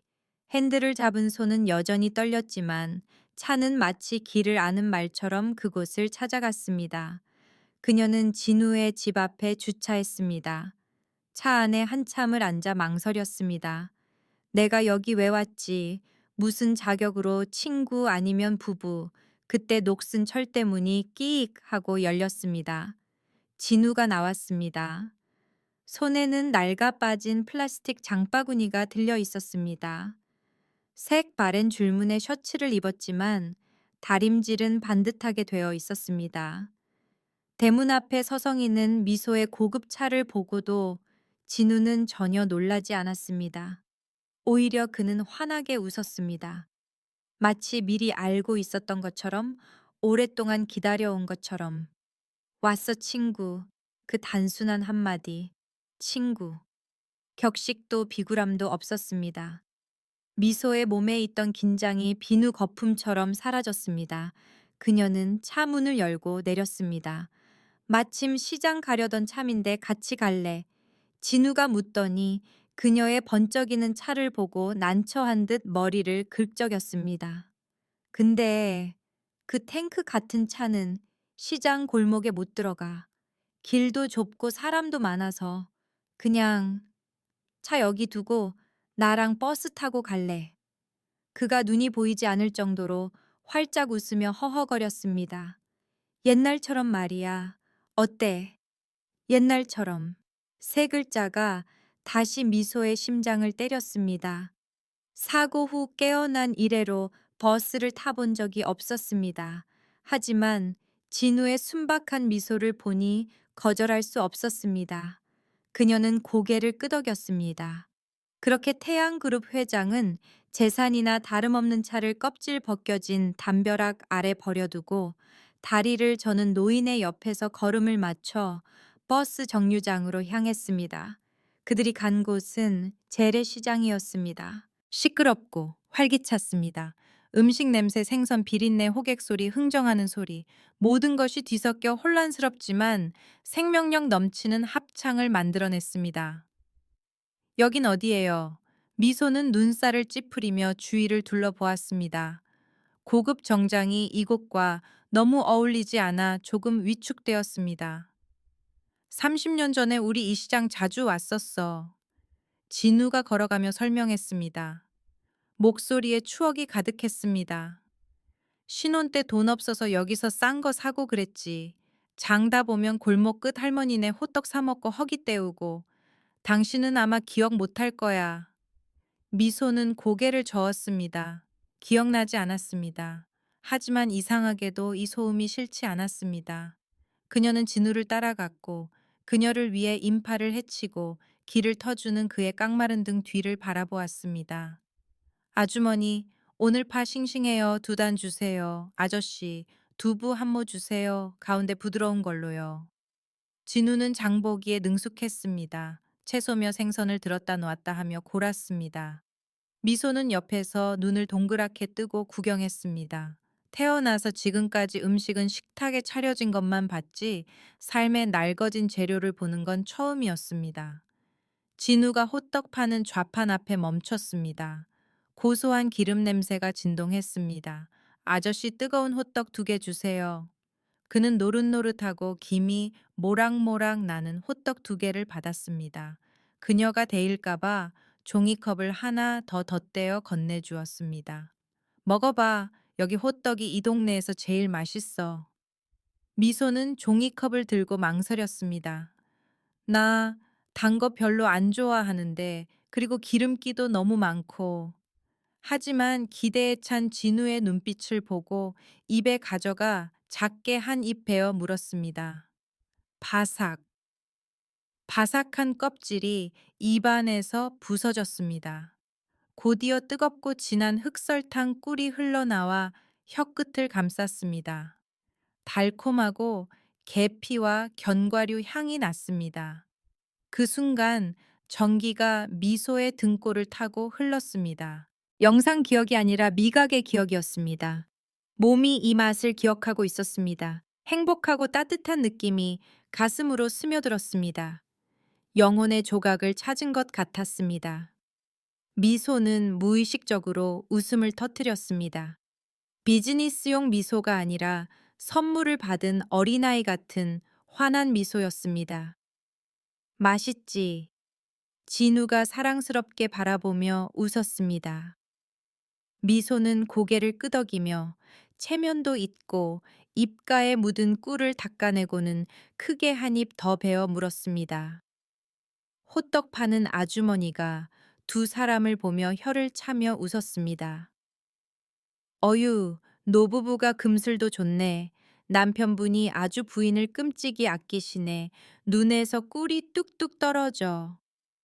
미소의 얼굴이 잘 익은 홍시처럼 빨개졌습니다. 부부라고요, 우리가요. 이성은 즉시 부정하라고 했습니다. 아니에요, 우린 그냥 친구예요. 하지만 말이 목구멍에 걸렸습니다. 그녀는 그렇게 불리는 게 싫지 않았습니다. 오히려 마음속이 간질간질했습니다. 그녀는 부끄러워 고개를 숙였습니다. 진우도 멋쩍게 웃으며 손사래를 쳤습니다. 에이, 아니에요. 우리 집사람 성미가 얼마나 까다로운데요. 미소가 그를 사랑스럽게 흘겨보았습니다. 그녀는 눈치채지 못했지만 행복감에 그의 눈가가 붉어져 있었습니다. 다른 사람 앞에서 그녀를 집사람이라고 불러본 게 얼마만인가요? 돌아오는 길. 퇴근 시간 버스는 10,000원이었습니다. 콩나물 시루처럼 빽빽했습니다. 미소는 난생 처음 끼어 죽을 것 같은 경험을 했습니다. 서 있기도 힘들어서 헐거운 손잡이에 매달렸습니다. 끼익. 버스가 급정거했습니다. 미소가 중심을 잃고 앞으로 쏠려 넘어질 뻔했습니다. 조심해. 단단하고 힘있는 팔이 순식간에 그녀의 허리를 감싸 안았습니다.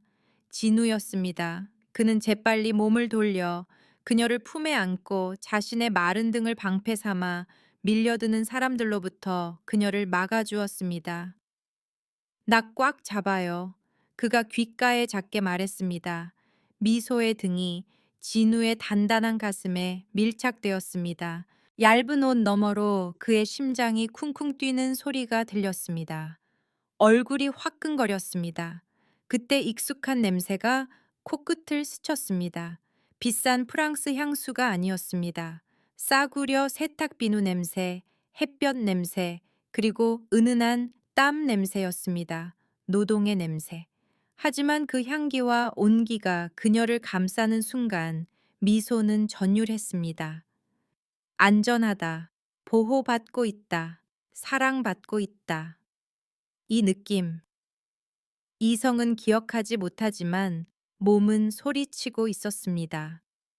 여기가 내가 있을 곳이야. 30년 세월이나 부귀영화로도 지울 수 없는 세포 하나하나에 새겨진 사랑의 기억이었습니다. 퇴근길에 아버지를 보러 가던 민주는 골목 어귀에 서서 아버지와 회장님이 버스에서 내려 집으로 걸어가는 모습을 보고 멍하니 멈춰 섰습니다. 아버지가 웃고 있었습니다.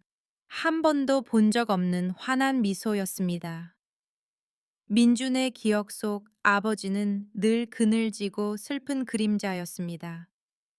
술에 취해 목걸이를 부여잡고 몰래 울던 남자였습니다. 지금 아버지는 10년은 젊어 보였습니다. 민주는 눈물을 글썽이며 미소 지었습니다. 두 사람의 드문 행복을 방해하지 않으려 조용히 발길을 돌렸습니다. 하지만 비극적이게도 그 장면을 목격한 건 민준뿐만이 아니었습니다.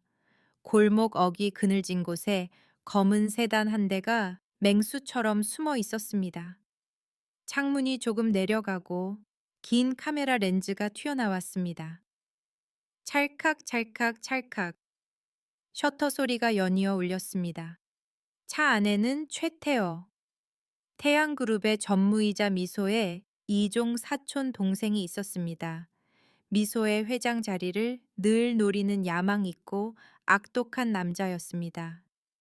태어는 카메라 화면에 찍힌 사진들을 보며 독사처럼 차갑고 음흉하게 입꼬리를 올렸습니다.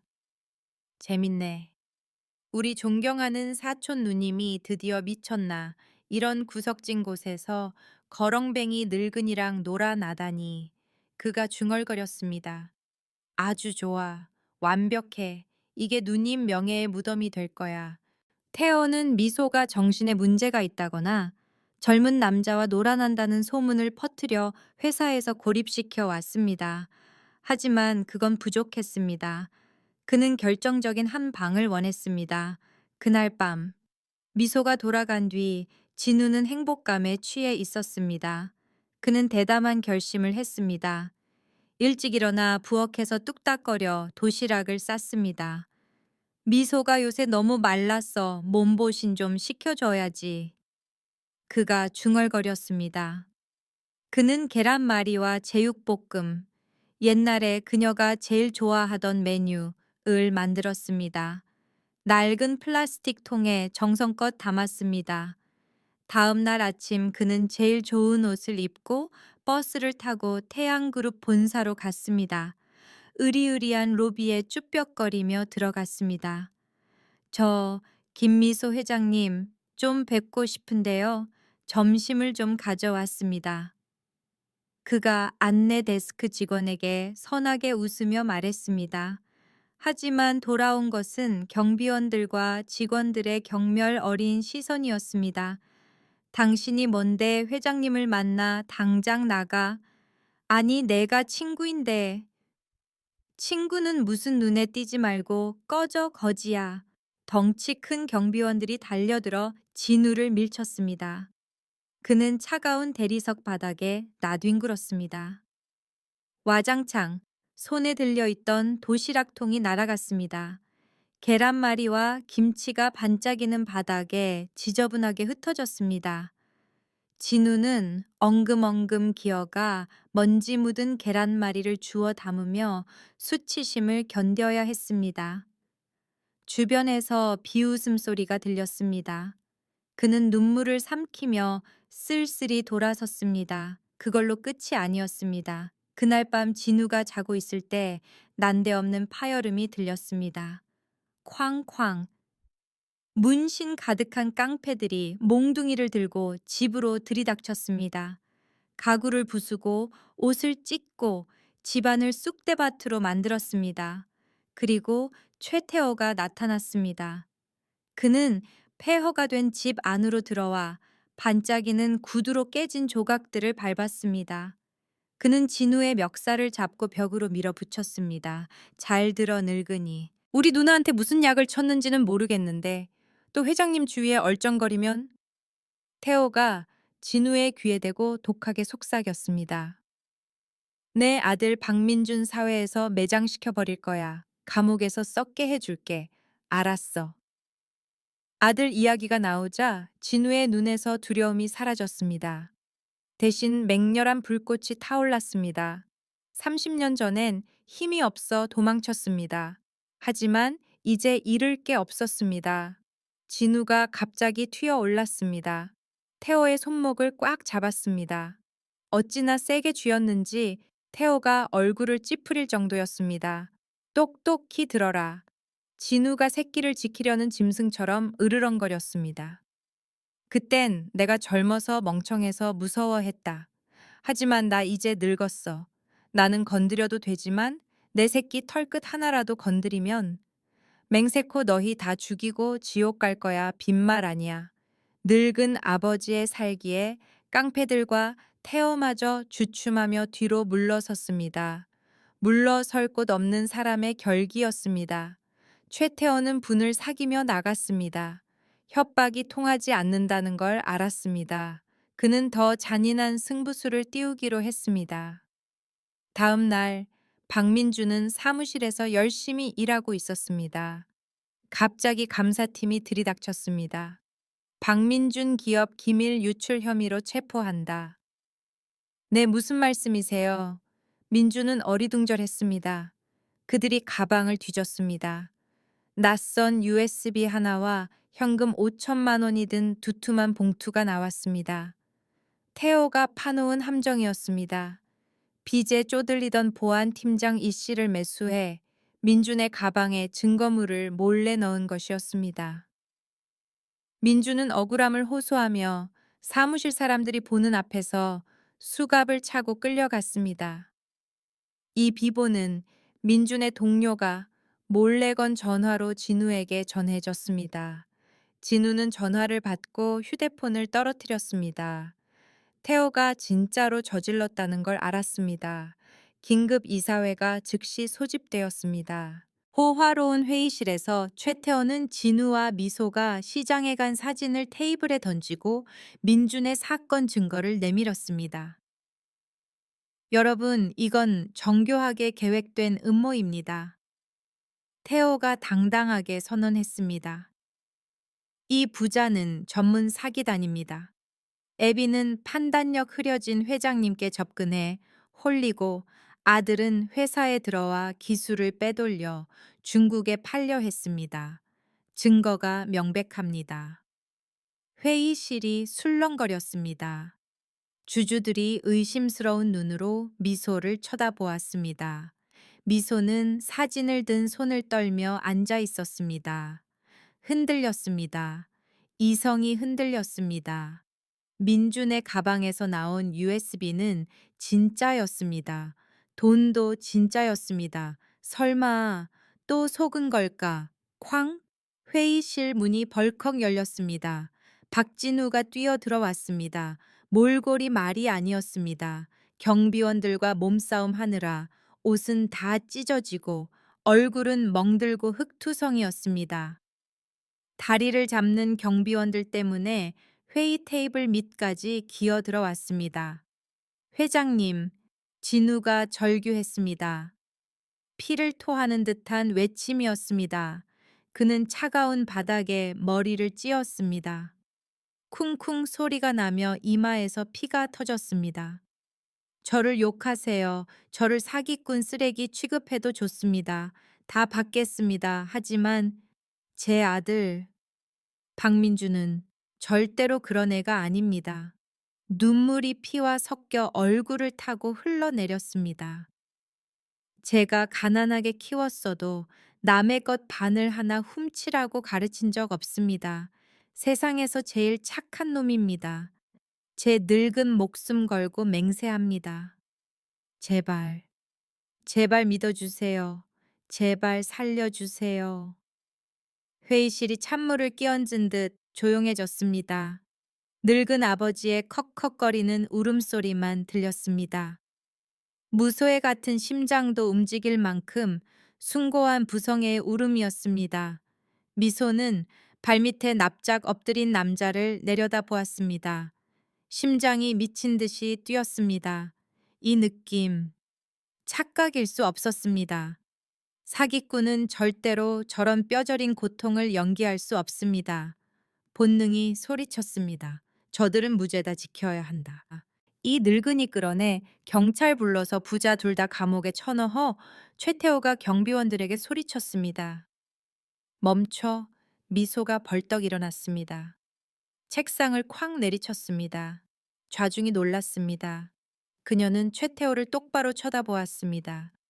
면도날처럼 날카로운 눈빛, 진짜 여왕의 위엄이 뿜어져 나왔습니다.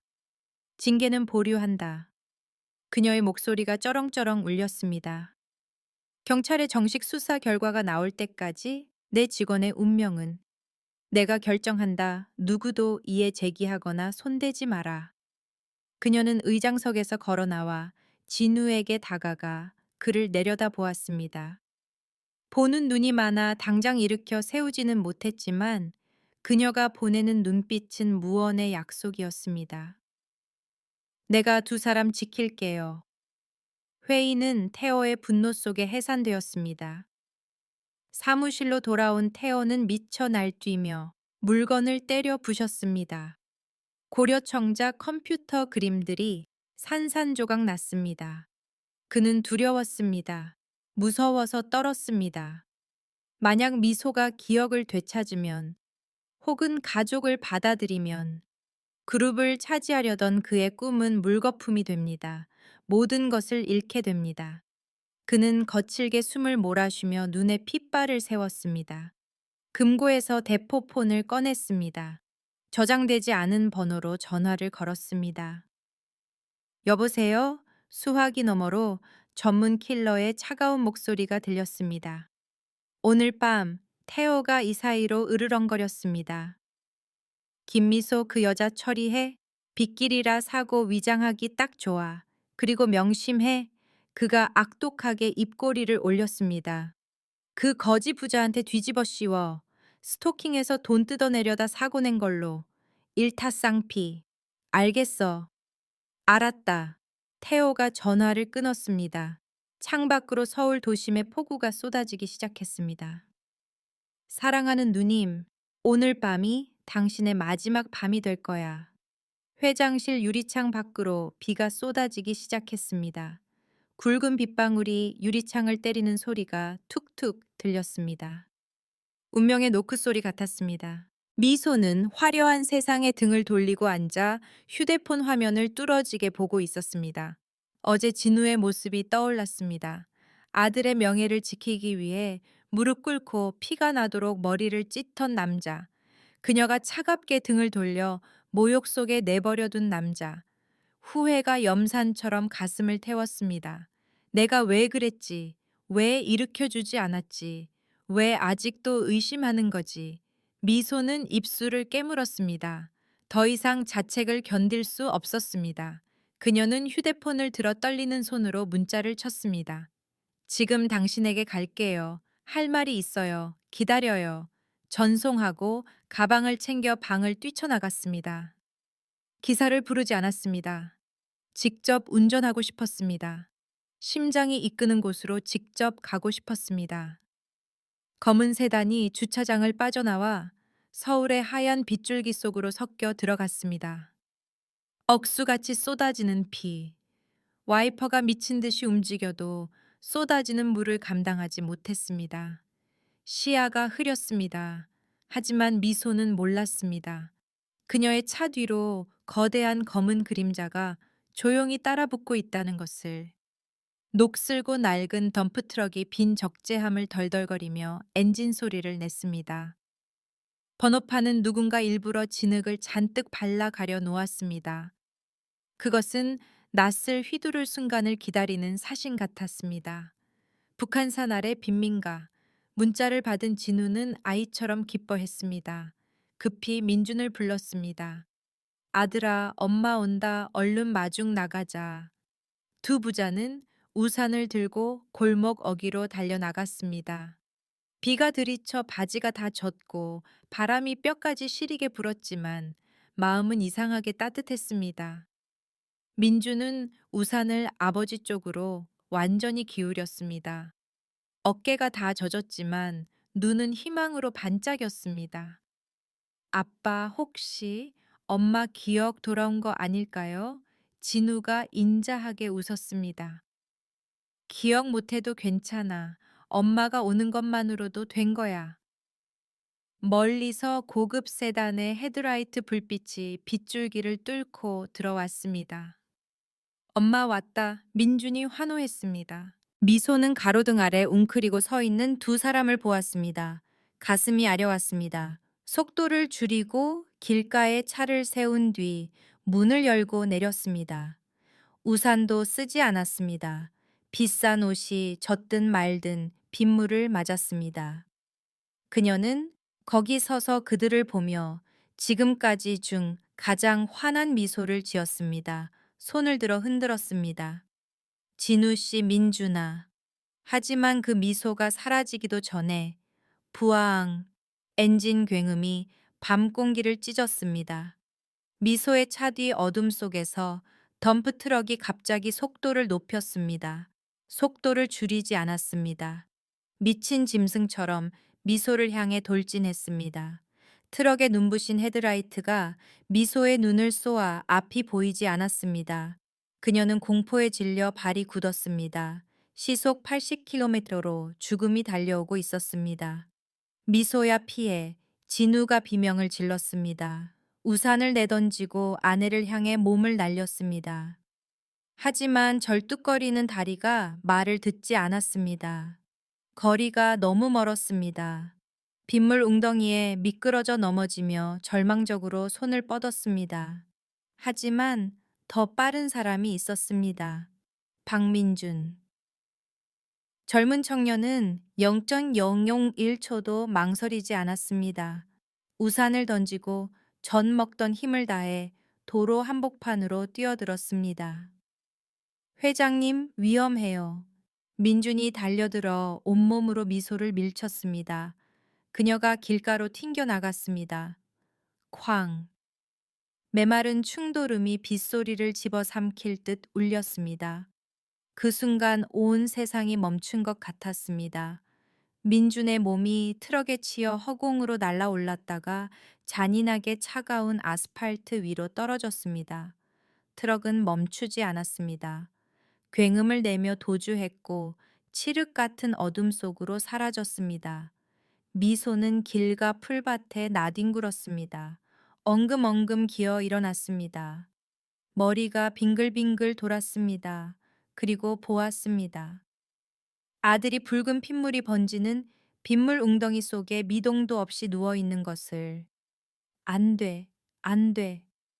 미소가 기어갔습니다. 걸을 수가 없어 날카로운 자갈밭을 네 발로 기었습니다. 민준의 몸에 손을 댔습니다. 피. 머리에서 입에서 뜨거운 피가 솟구쳐 차가운 빗물과 섞이고 있었습니다. 그 뜨거운 피가 미소의 손에 닿는 순간 강력한 전류가 등골을 타고 뇌를 강타했습니다. 망치로 때리는 듯한 두통이 덮쳤습니다. 하지만 이번에는 망각의 고통이 아니라 터져 나오는 고통이었습니다. 30년 동안 강철로 봉인되었던 기억의 문이 순식간에 산산조각 났습니다. 아, 모든 것이 본물 터지듯 밀려왔습니다. 흐릿한 잔상이 아니었습니다. 선명했습니다. 30년 전 비 오는 밤이 보였습니다. 끌려가며 절규하던 자신이 보였습니다. 여보, 민준이 안고 도망쳐. 아이 살려. 갓난아이의 찢어지는 울음소리가 들렸습니다. 가난했던 시절 남편의 미소가 보였습니다. 목숨 바쳐 지키겠다고 맹세했던 아들의 얼굴이 보였습니다. 민준이, 얘가 민준이구나. 내가 배 아파 낳은 내 새끼구나.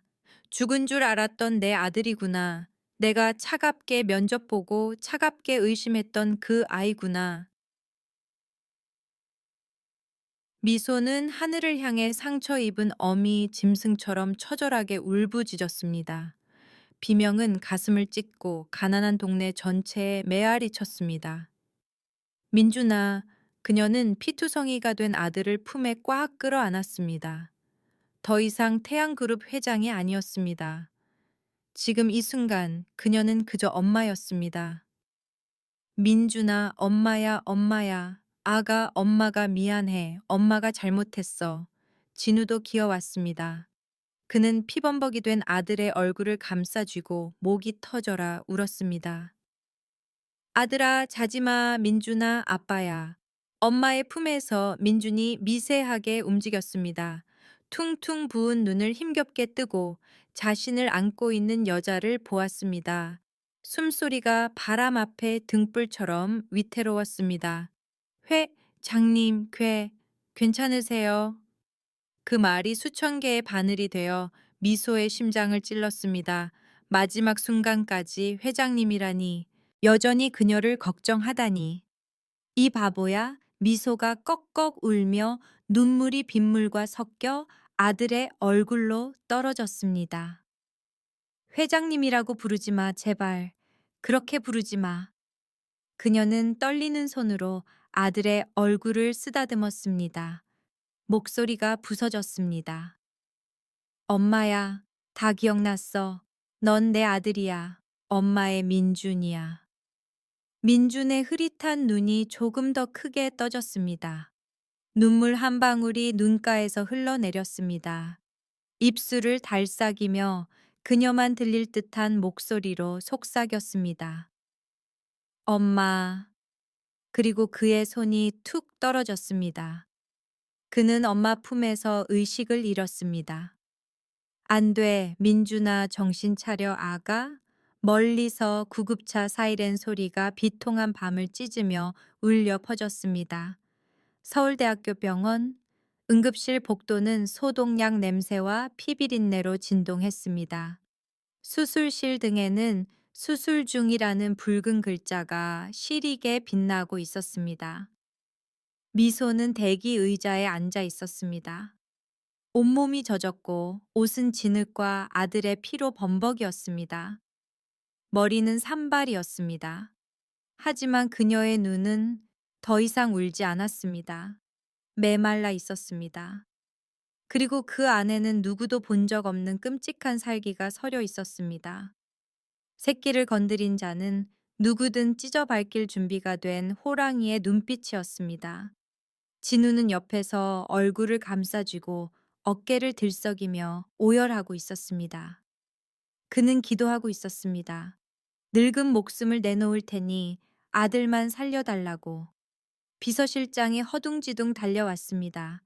숨을 헐떡이며 두꺼운 서류를 들고 있었습니다. 회장님, 다 알아냈습니다. 미소가 고개를 들었습니다. 서슬 퍼런 눈빛에 비서가 몸서리쳤습니다. 말해. 그 트럭, 운전사가 외곽에서 잡혔습니다. 청부 살인을 자백했습니다. 비서가 침을 삼켰습니다. 그리고 통화 기록을 찾았는데 최태호 전무였습니다. 미소의 눈매가 가늘어졌습니다. 그게 다가 아닙니다. 아까 지시하신 대로 태호의 비밀 금고를 땄습니다. 그 안에 30년 전 남편분과 아드님의 사망 조작 보고서가 있었습니다. 횡령 증거도요. 좋아. 미소가 일어났습니다. 아주 좋아. 그때 복도 끝에서 시끄러운 무리가 다가왔습니다. 최태호였습니다. 그는 비서 몇 명을 데리고 짐짓 걱정하는 척하며 허겁지겁 달려왔습니다. 누님, 아이고, 세상에 소식 듣고 손발이 다 떨려서 원 누님이 무사해서 천만다행입니다. 그 직원놈은 운전 조심 안 하다가 사고 났다면서요. 쯧쯧, 요즘 젊은 애들이 너무 부주의해서. 네, 이놈 더. 앉아있던 진우가 벌떡 일어나 태호에게 주먹을 날리려 했습니다. 하지만 태호의 경호원들이 재빨리 그를 막아 의자로 밀쳤습니다. 이 늙은이가 미쳤나 회장님 안부 묻는데 태호가 소리치더니 미소를 향해 비웃듯 말했습니다. 누님, 이 거지 떼거리들 신경 쓰지 마세요. 주치에 부를까요? 미소는 그를 보았습니다. 천천히 걸어갔습니다. 하이힐 소리가 규칙적이고 차갑게 울렸습니다. 그녀는 태호 앞에 섰습니다. 표정이 없었습니다. 왜요? 누님 너무 충격받으셨나? 태호가 입꼬리를 올렸습니다. 증거라도 있어요. 왜 그렇게 보세요? 짝, 날카로운 소리가 울렸습니다. 병원 복도가 쥐 죽은 듯 조용해졌습니다. 미소가 태호의 뺨을 잇는 힘껏 올려붙였습니다. 얼마나 세게 때렸는지 태호가 휘청거렸고 입가에서 피가 흘렀습니다. 태호가 뺨을 감싸 쥐고 눈을 부라렸습니다. 누님, 미쳤어요. 누님이라고 부르지 마. 미소의 목소리가 낮지만 한 글자 한 글자 분명하게 울렸습니다. 서영수이 개자식아. 태호의 얼굴에서 핏기가 싹 가셨습니다. 그가 두 걸음 뒤로 물러났습니다. 당신 방금 날 뭐라고 불렀어?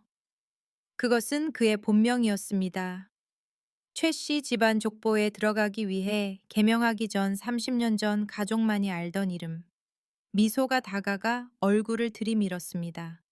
눈에서 증오의 불길이 타올랐습니다. 네오랑 아버지가 30년 동안 날 속인 걸로 모자라 내 남편을 쥐새끼처럼 숨어 살게 한 걸로 모자라 이제는 사람을 시켜 나랑 내 아들을 죽이려 해. 남편, 아들, 태호가 더듬거렸습니다. 식은땀이 비 오듯 쏟아졌습니다. 설마 다 기억난 거야. 그래, 다 기억났어. 미소가 으르렁거렸습니다. 너희들의 그 더러운 낯짝 하나하나 다 기억났다고. 그때 사이렌 소리가 밖에서 울렸습니다. 경찰들이 복도로 들이닥쳤습니다. 최태호 살인교사 사문서 위조 및 횡령 혐의로 체포한다. 비서실장이 미소의 명령 즉시 경찰을 불렀던 것입니다. 차가운 수갑이 태호의 손목에 채워졌습니다. 그가 발버둥 치며 소리쳤습니다. 이거 놔, 나 전무야. 저 늙은 여자가 미쳤어, 무고야. 경찰이 그를 끌고 미소 앞을 지나갈 때 미소가 그의 어깨를 잡았습니다. 그녀는 그의 귀에 대고 등골 서늘한 저주를 속삭였습니다. 감옥 가서 내 아들이 살기를 기도해. 만약 내 아들이 잘못되면 태양그룹의 모든 돈과 권력을 써서 네가 감옥 안에서 사는 게 죽는 것보다 못하게 만들어줄 테니까 절대 편하게 죽게 안 둘 거야. 태호가 끌려가고 엘리베이터 문 뒤로 비명이 사라졌습니다. 수술실 불이 꺼졌습니다. 의사가 피곤한 기색으로 나왔습니다. 미소와 진우가 달려갔습니다. 선생님, 제 아들 어때요? 수술은 성공했습니다. 지혈하고 뇌 손상을 처치했습니다. 의사가 안도의 숨을 내쉬었습니다. 하지만 충격이 너무 커서 깊은 코마 상태에 빠졌습니다. 깨어날지는 환자의 의지에 달렸습니다. 기다려야 합니다. 기다림. 그것은 가장 잔인한 형벌이었습니다. 민주는 중환자실로 옮겨졌습니다. 온몸에 줄을 달고 누워 있었고 인공호흡기 소리가 삑삑 규칙적으로 들렸습니다. 하루, 이틀, 사흘이 지났습니다. 미소는 아들 곁을 한 발짝도 떠나지 않았습니다. 회사도 모든 것도 팽개쳤습니다. 그저 앉아서 아들의 차가운 손을 잡고 있었습니다. 그녀는 옛날 이야기를 들려주었습니다. 30년 전 불러줬던 자장가를 다시 불렀습니다. 민준아, 일어나. 밥 먹어야지. 엄마가 미안해. 진우도 곁을 지켰습니다. 눈에 띄게 늙어갔습니다. 그는 계속 아들의 팔다리를 주무르며 싸워 이기라고 속삭였습니다. 6일째 되던 날, 아침 햇살이 창문 커튼 사이로 들어와 민준의 창백한 얼굴을 비췄습니다. 지쳐서 침대 모서리에 머리를 박고 있던 미소는 손 안에 있던 손이 미세하게 움직이는 것을 느꼈습니다. 그녀가 놀라서 고개를 들었습니다. 민준의 속눈썹이 파르르 떨렸습니다. 그리고 천천히, 아주 천천히 눈이 떠졌습니다. 비 온 뒤의 하늘처럼 맑은 눈동자였습니다. 그는 하얀 천장을 둘러보더니 퀭한 미소의 얼굴에 시선을 고정했습니다. 그는 힘없이 웃으며 산소 마스크를 벗었습니다. 엄마, 그 한마디에 모든 것이 무너져 내렸습니다. 민준아, 일어났구나. 여보, 애가 깼어요. 미소가 엉엉 울음을 터뜨렸습니다. 소파에서 쪽잠을 자던 진우가 벌떡 일어나 달려왔습니다. 세 사람은 병상 위에서 서로를 끌어안았습니다. 행복의 눈물이 떨어져 서로 섞였습니다. 30년 이별의 아픔, 오해, 수치심, 그 모든 것이 이 순간 깨끗이 씻겨 내려갔습니다. 피와 눈물로 얼룩진 운명의 굴레를 돌아 그들은 마침내 다시 하나가 되었습니다. 봄이 왔습니다. 한남동 태양그룹 회장 저택으로 들어가는 길에 벚꽃이 만발했습니다. 넓고 고급스러운 주방에는 고용된 요리사들이 없었습니다. 대신 구수한 된장찌개 냄새가 가득했습니다. 박진우가 앞치마를 두르고 콧노래를 부르며 찌개 간을 보고 있었습니다. 간 딱 맞네. 식탁에서는 박민준, 이제는 완전히 건강해졌지만 이마에 희미한 흉터가 남은 이 그릇을 놓고 있었습니다.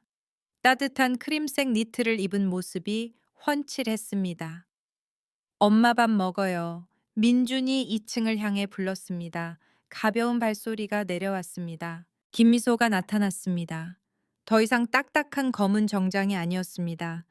오늘은 부드러운 파스텔 톤 실크 원피스를 입고 머리를 자연스럽게 풀었습니다. 10년은 젊어 보였고 눈빛에는 차가움 대신 충만함이 가득했습니다. 그녀는 식탁에 앉았습니다. 앞에는 뜨거운 된장찌개 노란 계란말이, 제육볶음이 놓여 있었습니다. 가장 서민적인 음식이지만 그녀에게는 세상에서 가장 호화로운 만찬이었습니다. 진우가 앞치마를 벗고 아내 옆에 앉았습니다. 그는 그녀의 목을 보았습니다. 그곳에 녹슬고 반으로 잘린 하트 목걸이는 더 이상 없었습니다. 대신 하얗고 우아한 진주 목걸이가 걸려 있었습니다. 진우가 평생 모은 비상금을 털어 어제 선물한 것이었습니다. 옛날 건 어디 뒀어? 진우가 사랑스럽게 웃으며 물었습니다. 미소는 새 목걸이를 살짝 만지며 미소 지었습니다. 금괴 잘 넣어뒀어요. 그건 역사니까요. 우리의 아픈 사랑의 증인이고요. 평생 소중히 간직할 거예요. 하지만 그녀는 남편과 아들의 손을 잡았습니다. 이제는 새로운 삶을 시작하고 싶어요. 녹슬지 않고 이 진주처럼 밝고 맑은 삶이요. 세 사람은 서로를 보며 웃었습니다. 폭풍우가 지나간 뒤에 평온한 미소였습니다. 봄 햇살이 창을 통해 쏟아지는 식탁에서 그들은 손을 맞잡았습니다. 여러분, 그거 아세요? 미소가 허공을 보며 마치 자신의 과거에게 말하듯 했습니다. 기억은 폭풍 속에 사라질 수 있고 시간 속에 묻힐 수도 있어요. 하지만 사랑은, 진짜 사랑은 절대 우리를 떠나지 않아요. 그저 심장 속에 고요히 잠들어 있다가 깨어날 날을 기다릴 뿐이죠. 30년 만에 다시 찾았네. 진우가 아내의 손을 꽉 잡았습니다. 다시는 당신 손 안 놓을 거야. 저도요. 민준이 눈이 안 보이게 웃었습니다. 이제 우리 가족 절대 안 헤어질 거예요. 그날의 식탁은 웃음소리로 가득 찼습니다. 온전한 가족의 웃음소리, 운명을 이겨낸 웃음소리였습니다. 그들은 인생의 길고 긴 겨울을 지나 이제 영원한 봄을 맞이할 자격이 충분했습니다. 철의 여인과 녹슨 목걸이 조각에 대한 이야기는 여기서 마칩니다. 보시다시피 세상이 아무리 잔인해도 사랑을 포기하지 않는 사람들에게는 어딘가에 늘 기적 같은 선물이 기다리고 있답니다.